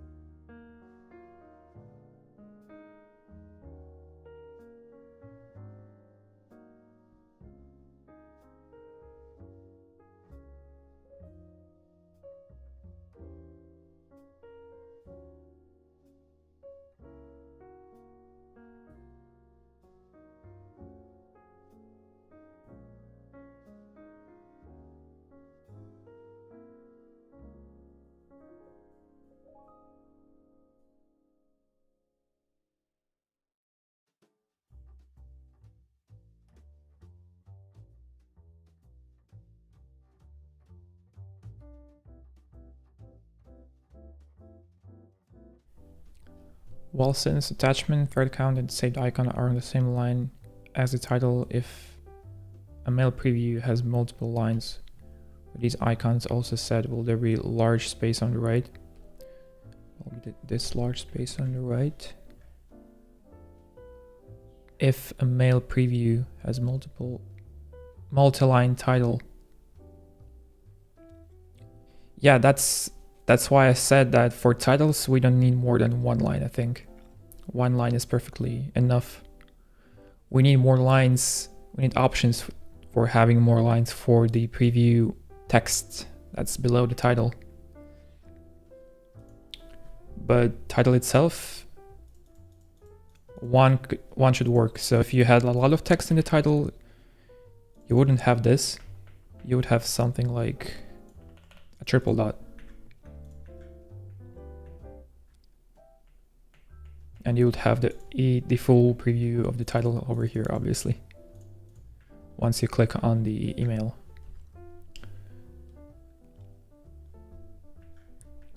I need to adjust this.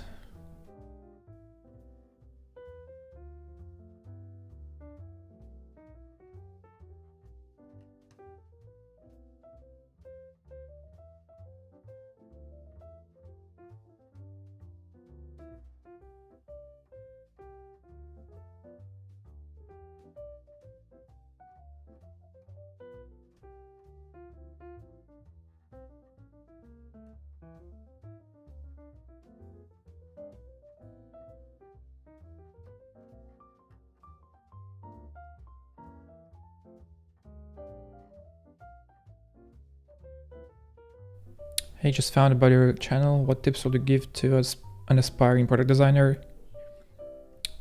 I would say if you don't have enough experience right now, I would just advise you to learn however you can. I would advise you to probably join Twitter. Twitter is right now the best place to connect with designers, see what they're up to, what they're doing, what they're working on. Being able to communicate with them, learn. I'm not sure about courses specifically. I have not learned anything from courses. I have not ever purchased a course, never watched a course. I'm very self-taught. I make my own mistakes. I learn from them. That's been happening for years and years. I would advise you to go the same route. You just need to start creating something. It's not going to be good at first. You need to realize that it's okay to fail. It's okay to feel that you're not progressing. We've all been there. You will progress as long as you keep at it. That's like the main thing. You need to be stable about it. Very consistent about it. Try learning something new every day. If we are talking specifically about product design, you need actual work experience probably to be able to reflect on it. You need to produce working products. If they fail, that's okay. Especially if those are your products, you don't have the risk of getting someone feeling disappointed in you or something. You don't need to do that. Try something for yourself, try your own side projects, see what works, what doesn't. Learn from mistakes. Next time you will be wiser. That's, in a nutshell, what I will do. I'm not sure if my advice is in any way good or efficient. There are probably like faster ways to learn, even courses.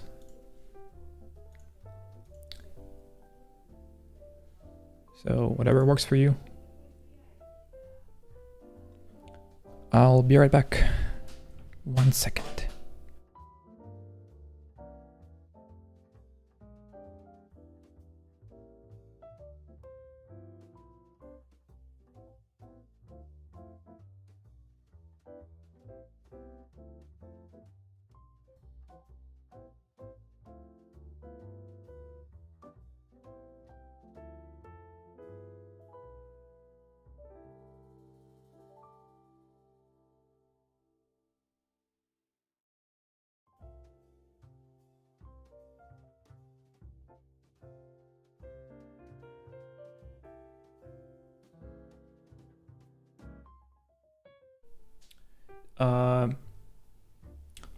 Let's see. How many of you are watching? There are 5 people watching me right now. Okay. Do you guys want to see... Do you guys want to see keycap sets that I've received today? This is insane. I've got like 4 boxes of keycaps for the keyboard.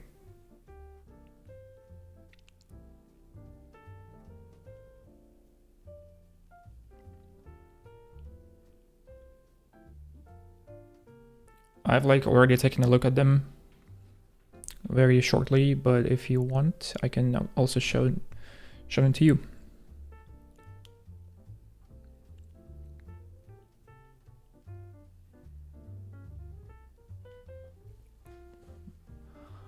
That will be great. I don't know anything about Mac keyboards, but I know there are enthusiasts. Like in any hobby, there are. Yeah.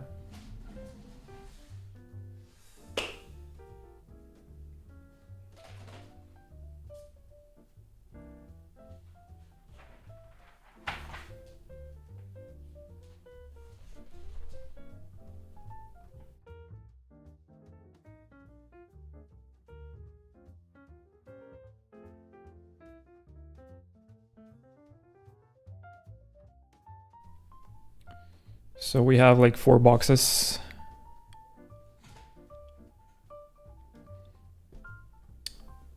And that's a lot of keycaps. That's so many keycaps, man.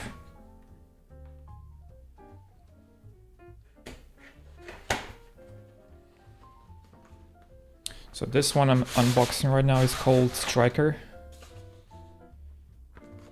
Striker 2 to be precise. So this is like a second run extra.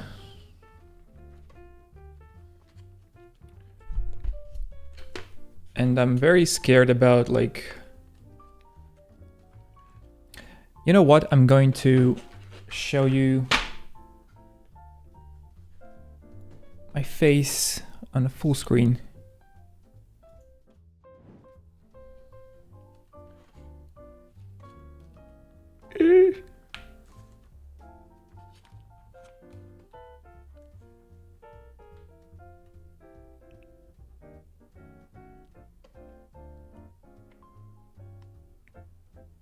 So this is Striker.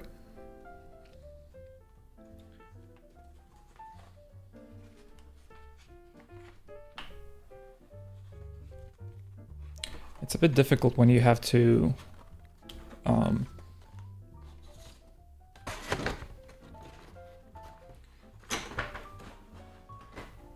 when you don't have like an overhead rig.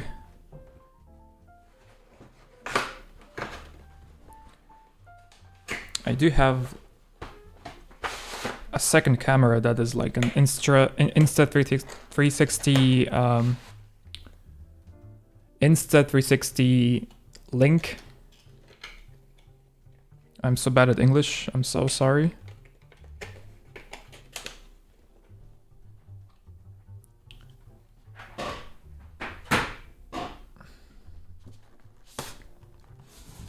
This one is called Charcoal.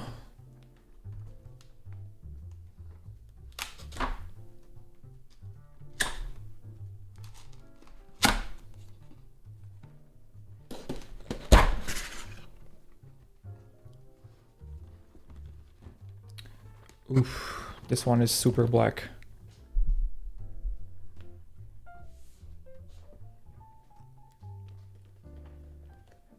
Again, I will probably drop it.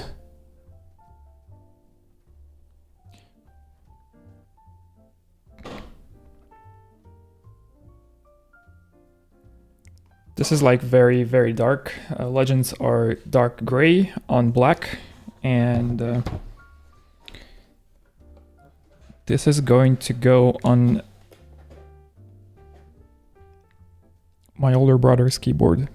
He's a huge fan of like stealthy black things, and he recently ordered his first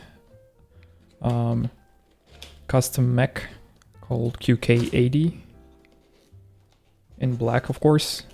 And this is the set that I've ordered for him. He's going to love it.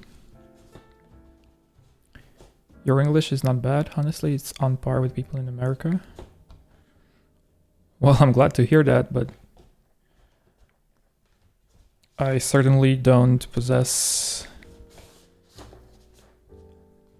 I don't have enough experience speaking English, so whenever I need to find the right word to describe something, I'm usually like, my brain lags and I take huge pauses.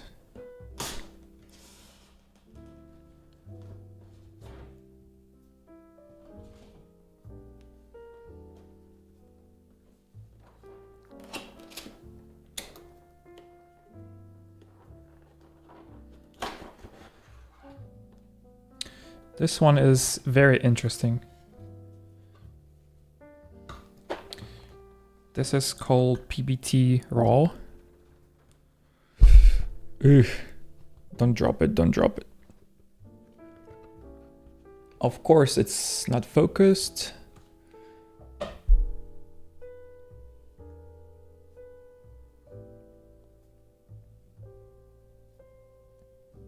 This is so different from anything else I have. This is like super artsy and weird.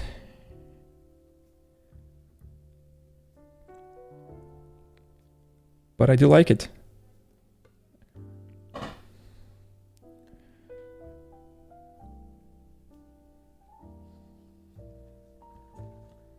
And I'm sorry for this constant unfocusing and focusing of the camera. I do have it set on manual, in manual mode. And this camera is a very cheap Sony camera. It's an Alpha 6300.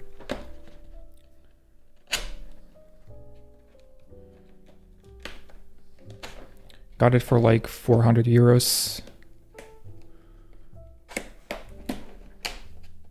It does have autofocus, but it's not as good. It's quite jittery. It's constantly like jumping back and forth, which I dislike, so I always set it in manual.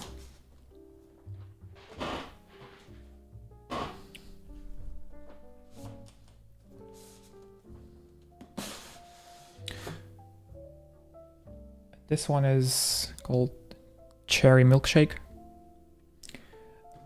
And they have like a regular base and a weirdo base, and I do have the weirdo set.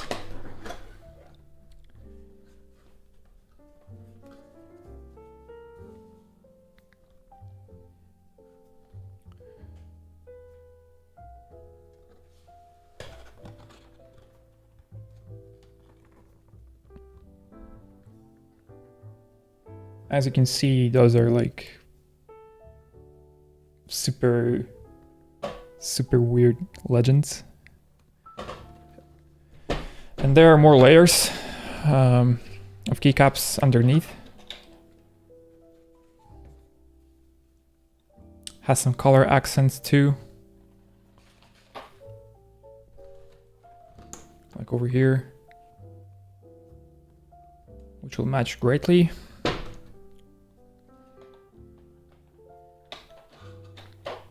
But yeah, those are the sets.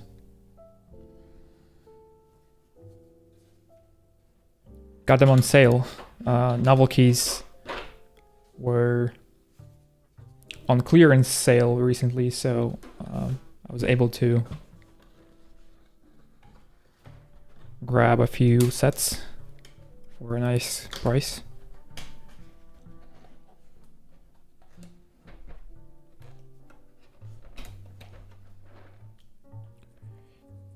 Did you end up pre-ordering that keyboard? The Alter One. Alter One is a beautiful beautiful board. However, one, it's too expensive for what it is. This isn't like a proper custom mech, I would say. Well, it is, but it's not. It's a low profile keyboard, which apparently went the same route as the Work Louder keyboard, which is also low profile, and it's also like very beautiful and stuff, but it's too expensive for what it is. And two, they don't deliver to Estonia.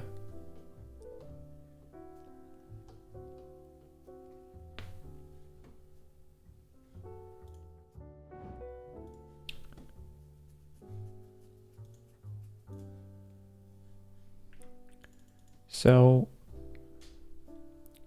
I've decided that, well, it's on pre-order right now, but you can actually, as like, I assume that it's not a group buy, it's an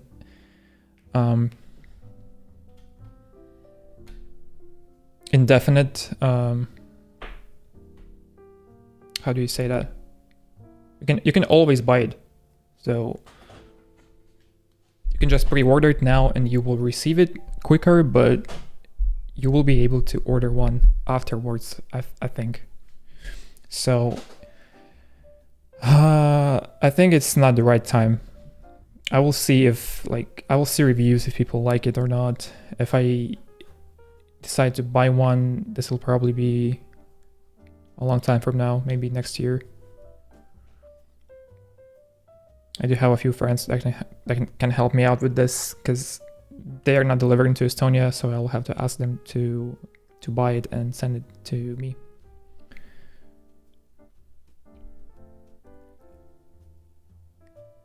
Are you still working on the mail app? I'm sorry, I got distracted a bit. I wanted to show you the Keycap sets. Anyway, you're right. Let's work. Shit. What is happening?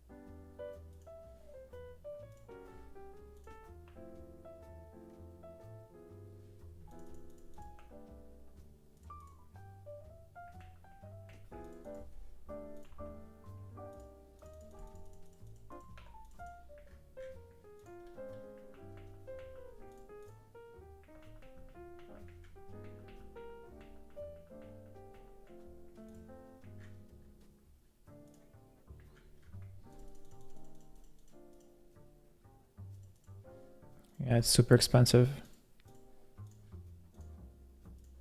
Not a fan.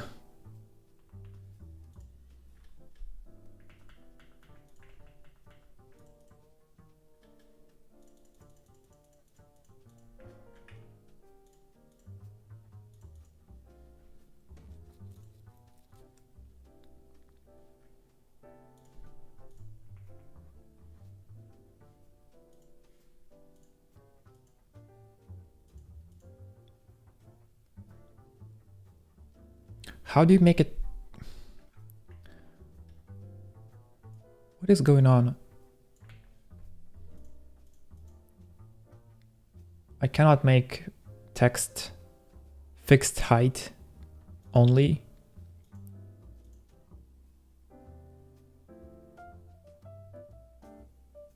Why not?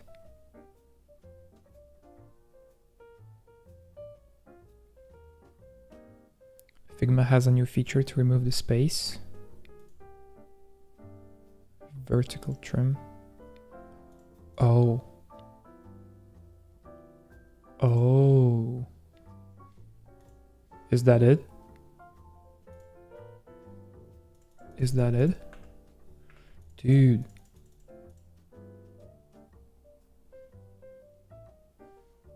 Okay, thank you. I didn't know about it.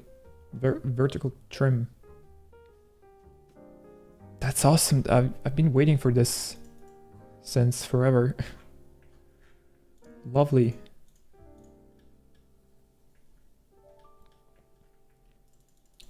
So.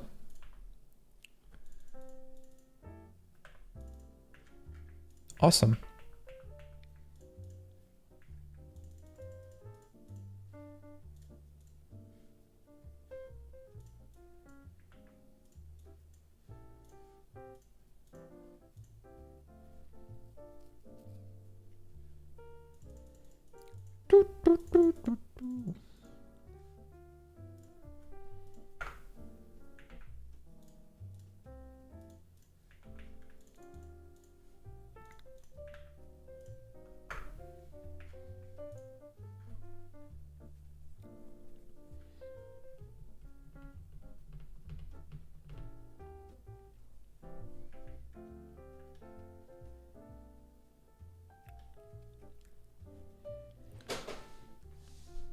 Are you on Mac or Windows?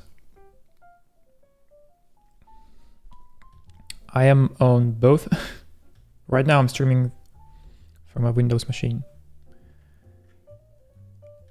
I could actually stream from a MacBook Pro. I think it should handle streaming just fine. Especially since it's not gaming, it's basically designing in Figma. However, it will be a shame not to use a water-cooled 4090/13900K system, which is like very good for streaming. So I figured, why not?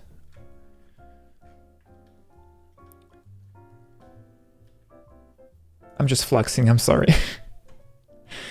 I mean, I can flex.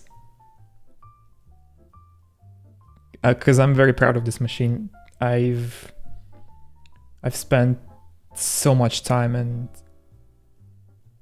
this was the most difficult project of my fucking life. This is insane. I hate this case. I hate this PC case so much. This is so unbearable to build in. Any other case would have been fine, but this one is just not made for water cooling.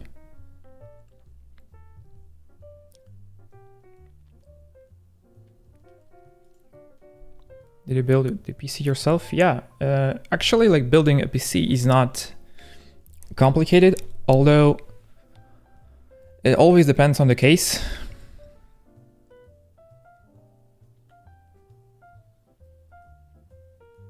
And this one is not very suitable for building in it. It's a very unusual shape. It's a very striking looking case and beautiful, but it's insanely difficult to build in. And considering this was my first ever custom water cooling build, I've literally had to bend tubes for the first time. As you might imagine, a lot of things went wrong, and it made it even worse. I've wanted to try glass tubing, and as you know, glass is insanely hard to work with compared to acrylic or PETG tubing, which are softer plastics. You cannot, essentially, like, you technically can heat the glass tube and bend it, but you might imagine heating a glass tube requires something more than just your regular hair dryer. And it requires a lot of skill to do that. So there are pre-bent tubes, pre-bent 90 degrees glass tubes and straight glass tubes, and I've tried making all tubes be glass, but since glass is also so rigid and it shatters easily, I've actually shattered a few glass tubes, and I got so frustrated I decided, okay, this is it. I am abandoning this idea. I'm ordering acrylic tubes instead, so I could actually bend, and I could actually have some, you know, wiggle room.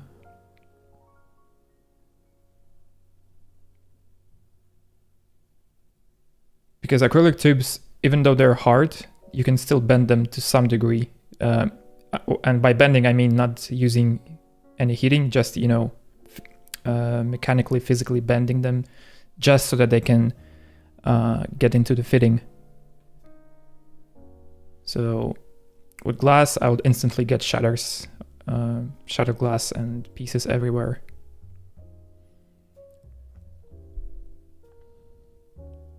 Thinking of getting a good gaming PC, but they're just so expensive. They are, especially this generation of hardware is super expensive. NVIDIA GPUs, man, it's not the best time to build a PC. Can we see the case? I would have loved to share. I can probably tilt the camera just a bit. I wouldn't like to do that because, yeah, this is not going great.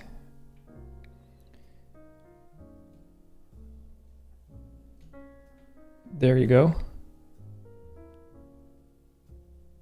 Just a little glimpse of the case.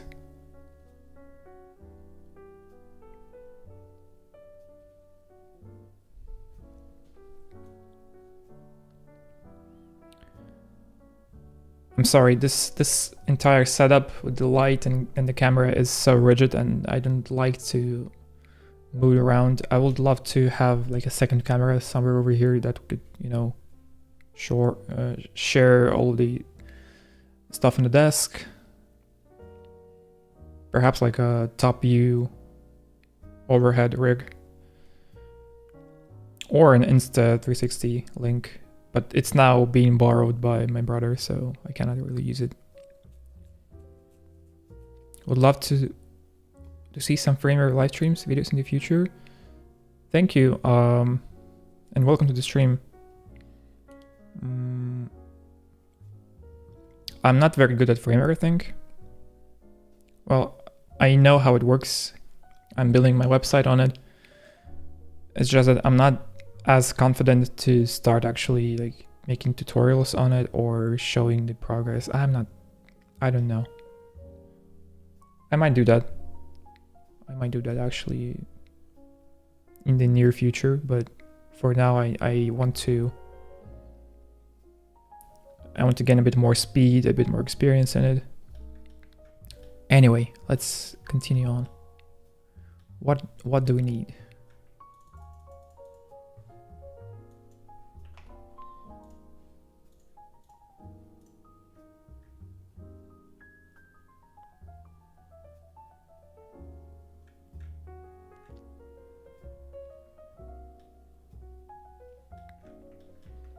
Do you think that this second arrow behind this arrow should be gray? Like light gray or the same color? Because light gray actually looks fire. But it's not going to be consistent across like all the icons we've used so far.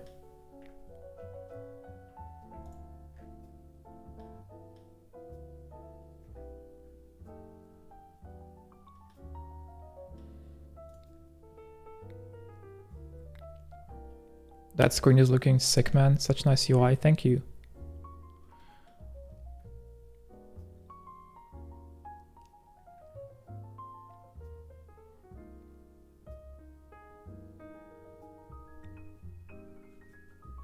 Yeah, like this is a constraint or a limitation in my head that, you know, I think I can probably do that, but then it won't be consistent across the design system and other icons. It won't be the same anymore, so I'd rather have something more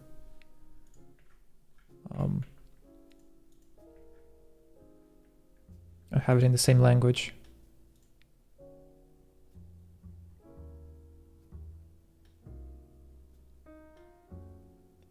We'll see. Sometimes dual color icons actually work pretty nicely.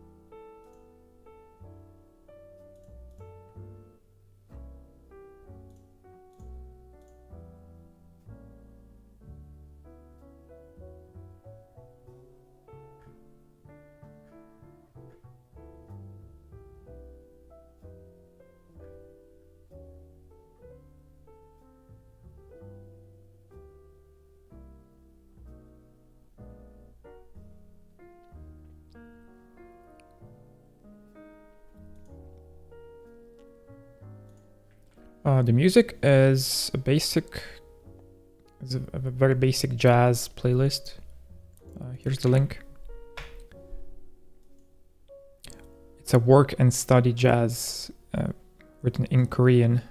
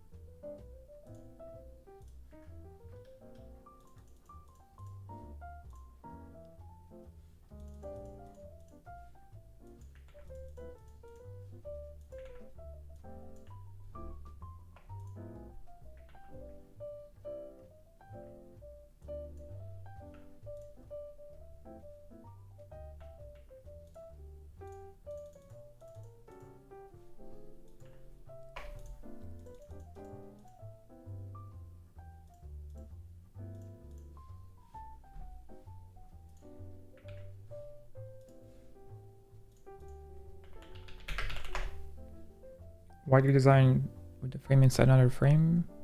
Yeah, basically to give it some proper background for the app.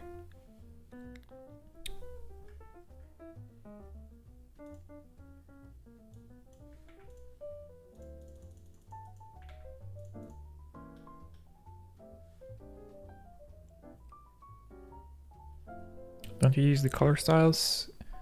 I do. And yes, I do create them after I'm done basically exploring and iterating on the design. Then I can start actually making it clean, creating styles, creating adding auto layout where it hasn't been done yet, and yeah, creating stuff like that. Typography, colors.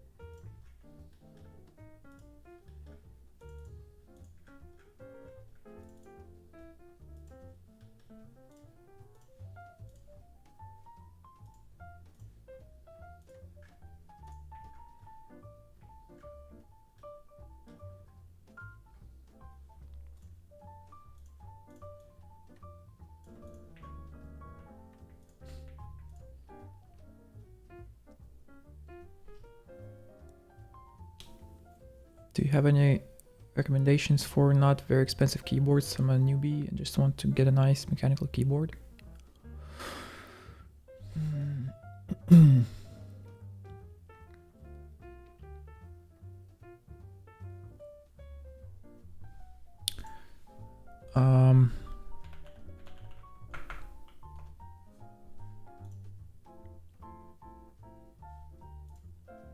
So you can get a pre-built one from Mikit.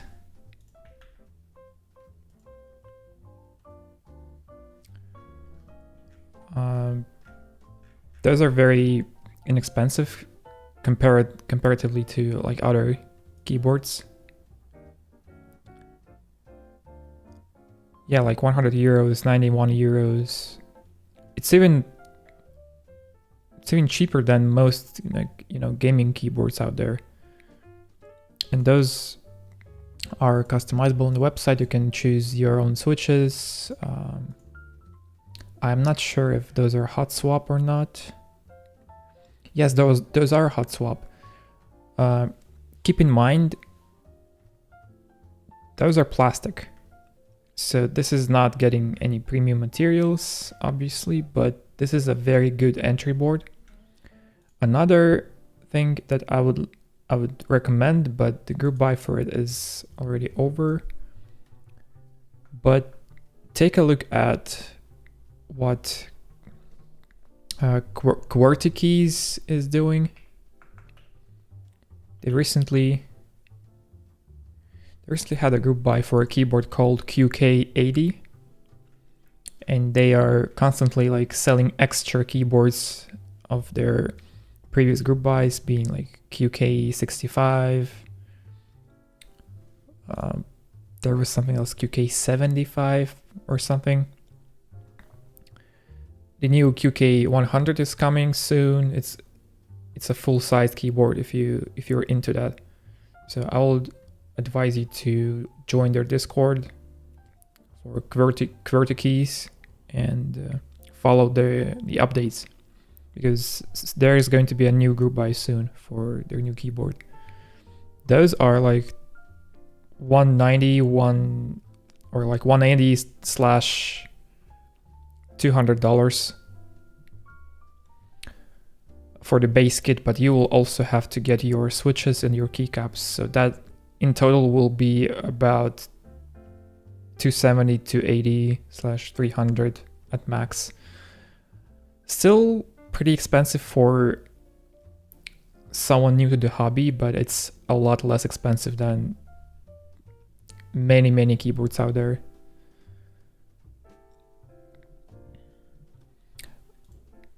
I'm in a group buy for a Rama keyboard, and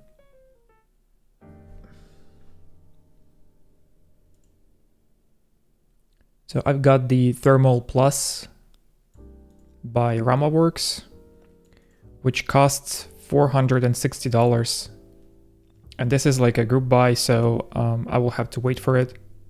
Actually, they are supposed to be sending those out soon, so this won't be a long wait, but anyway, this is just for the board, and I still will have to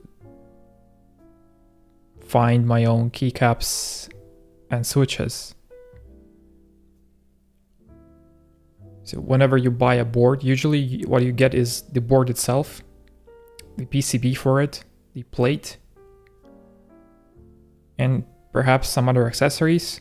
But usually keycaps and switches this is something that people usually buy themselves because they have different preferences. You might want to match, I don't know, you want a purple keyboard with like green keycaps because that's your preference.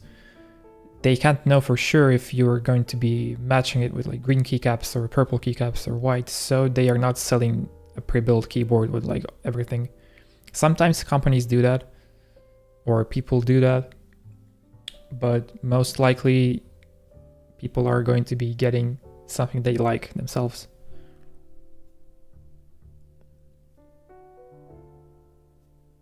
Love the sound on my keyboard. How are those?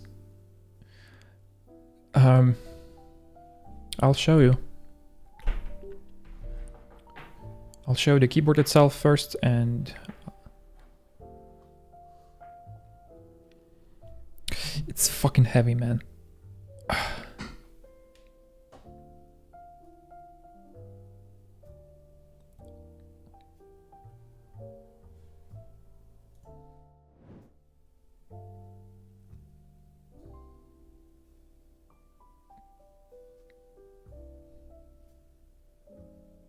That's the keyboard.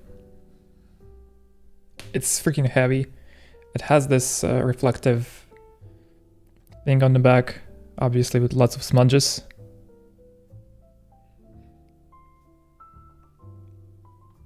It's made out of aluminum or aluminium, whatever.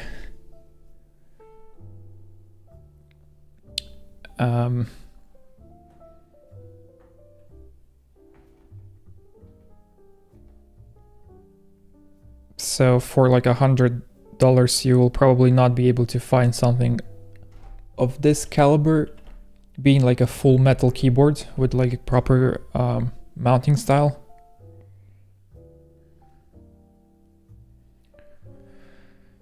But you can probably, if you just want to start the hobby, a good way to go would be to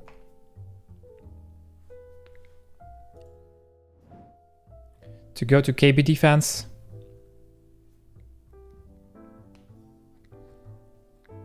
And get something like a Tofu keyboard. Obviously with your own keycaps and stuff, but a Tofu keyboard is usually, as I remember, it's not very expensive. It's a very good entry board. It's metal.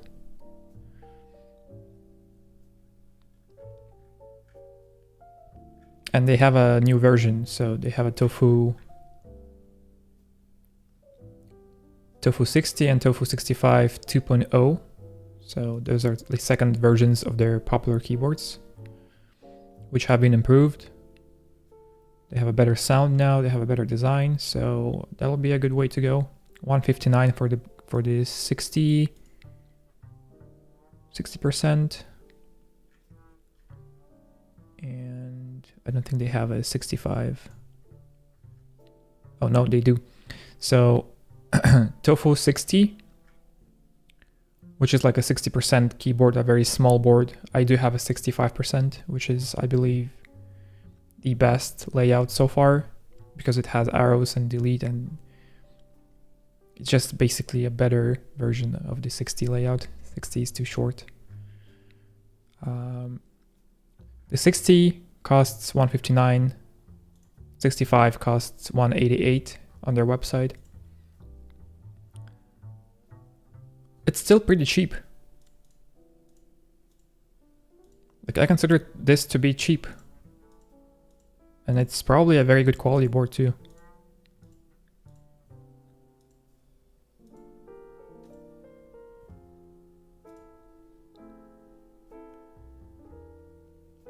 In general, KB Defense is a good way to start. It's a good website to start your hobby on. Do you use katakana? Nope. This is just purely for aesthetics. Actually, most of my keycap sets have katakana and hiragana sub-legends.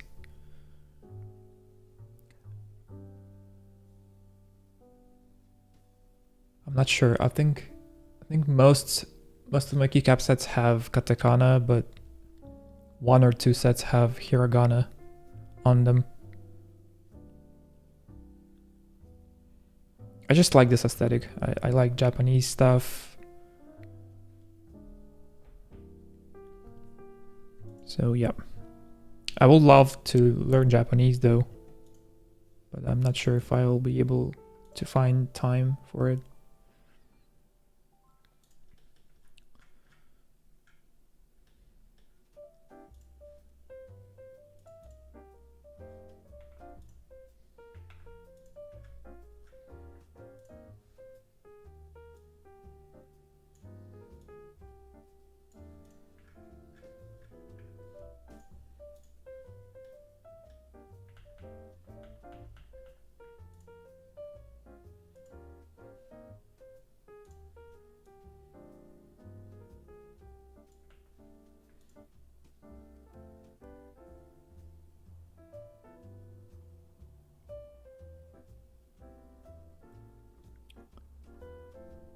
Yeah, no problem.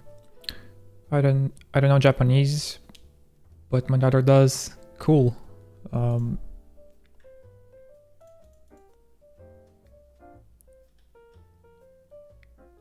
Yeah, Japanese is insanely hard to learn. So kudos to your daughter for that. Because I must imagine it must take like several years to be proficient,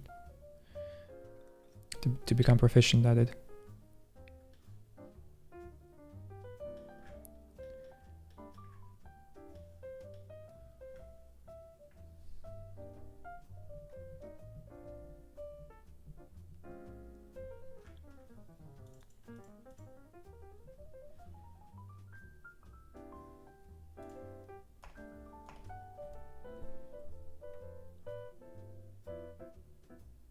She went to a bilingual school, Spanish, Japanese. Oh, Spanish is also one of the languages I would love to learn. It's beautiful. I've heard people speak Spanish in person because I went to Portugal and then I went to Tenerife. Tenerife is Spanish territory. And a lot of people, even in Portugal, speak Spanish. I'm from Argentina. Spanish is our mother language. Oh, lovely. Argentina.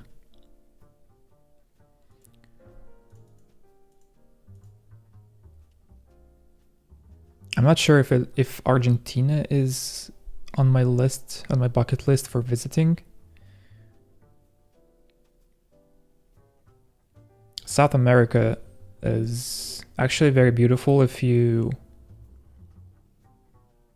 know where to look, because I think most people are kind of afraid to travel there for some reason, because they probably think that it's dangerous, crimes happen there, and so they don't want to travel to South America or Africa. But there are some beautiful places to see out there. I need some proper copy. I'm just sitting here and doing nothing. I need something to...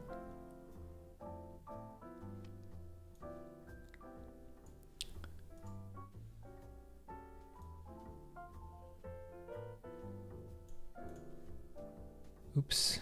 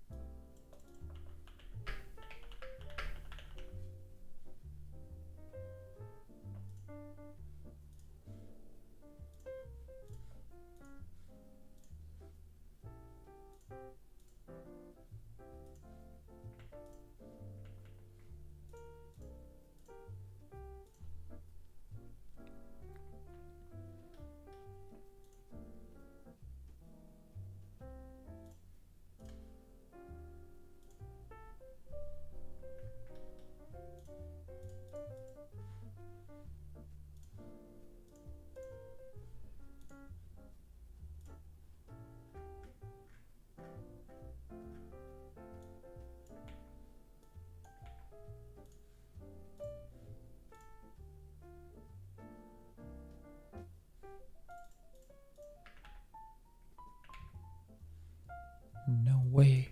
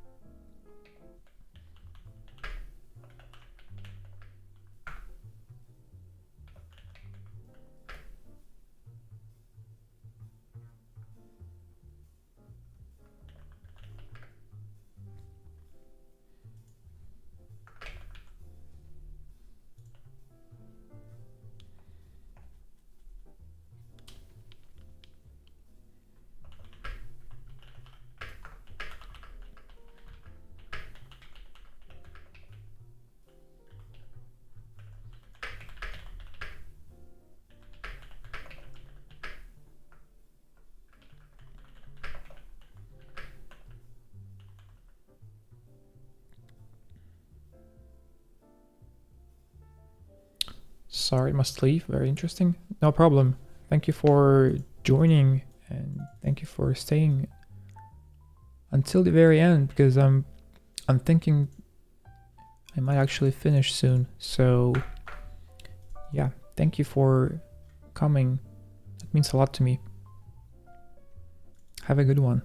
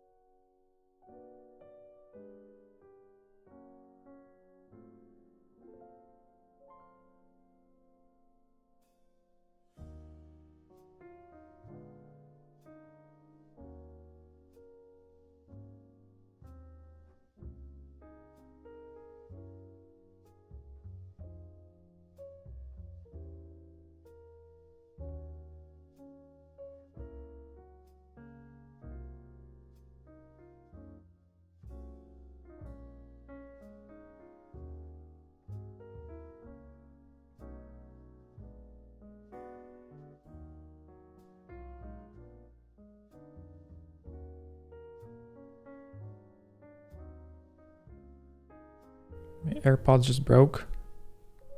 What do you mean? They just stopped working, or do you mean that the battery died or something?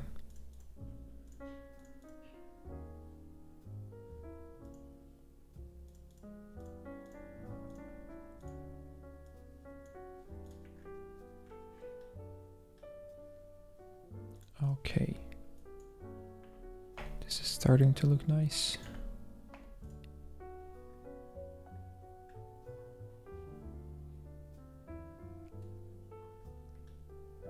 What am I missing? What do I need to add?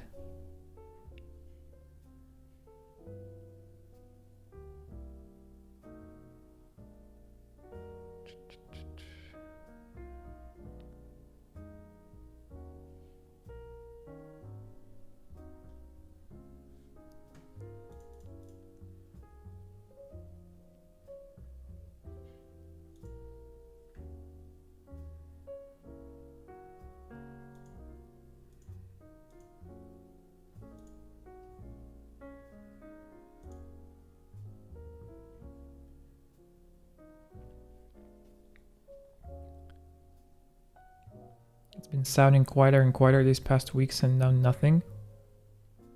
Oh man, that sucks. I don't know how to help.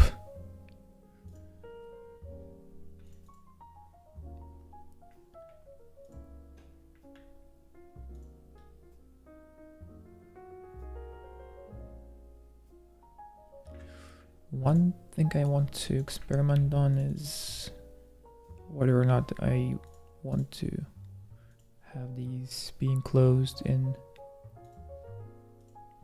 containers at all.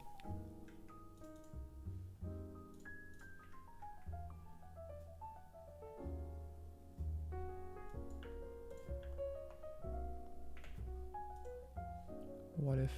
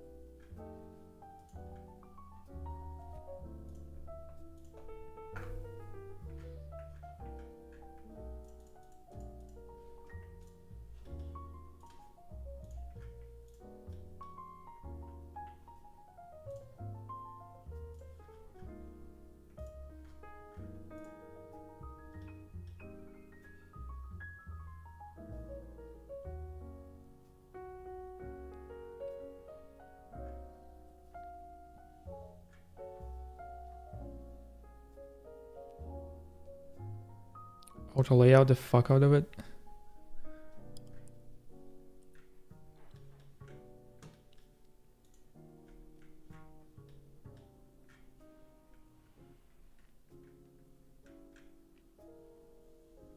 I kind of like the enclosed buttons more a bit.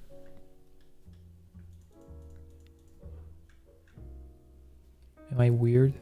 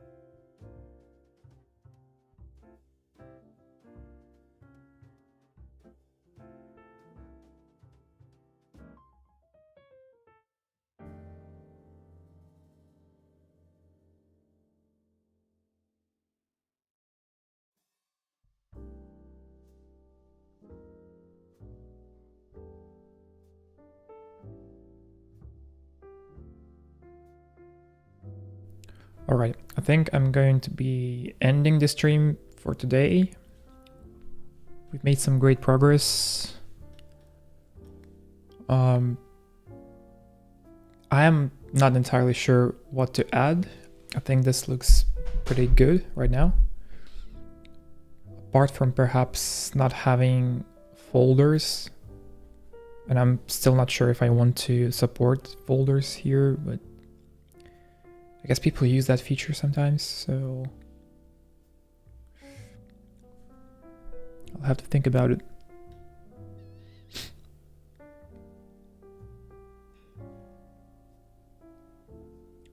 Function over form.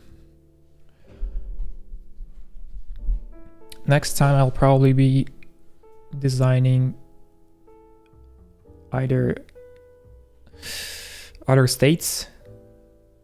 So like hover, what happens when you search for something, what happens when you click reply, the composing window,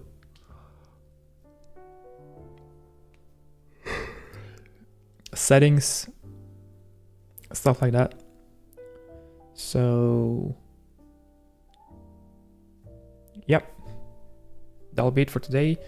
Thank you guys for coming. Thank you guys for checking out the stream and your support.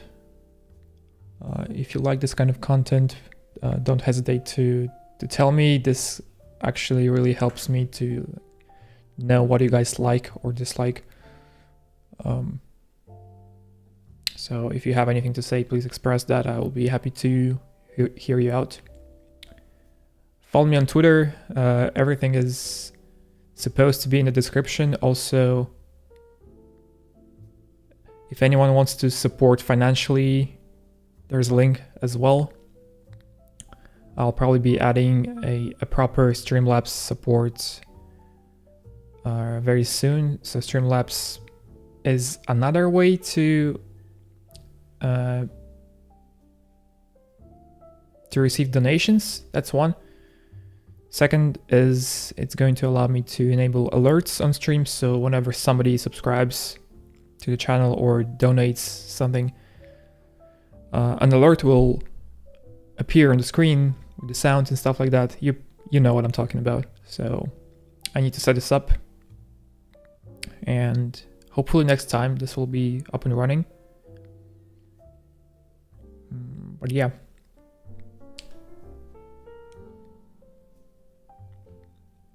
Anyway, I'll be going. Thank you guys for watching. Bye bye.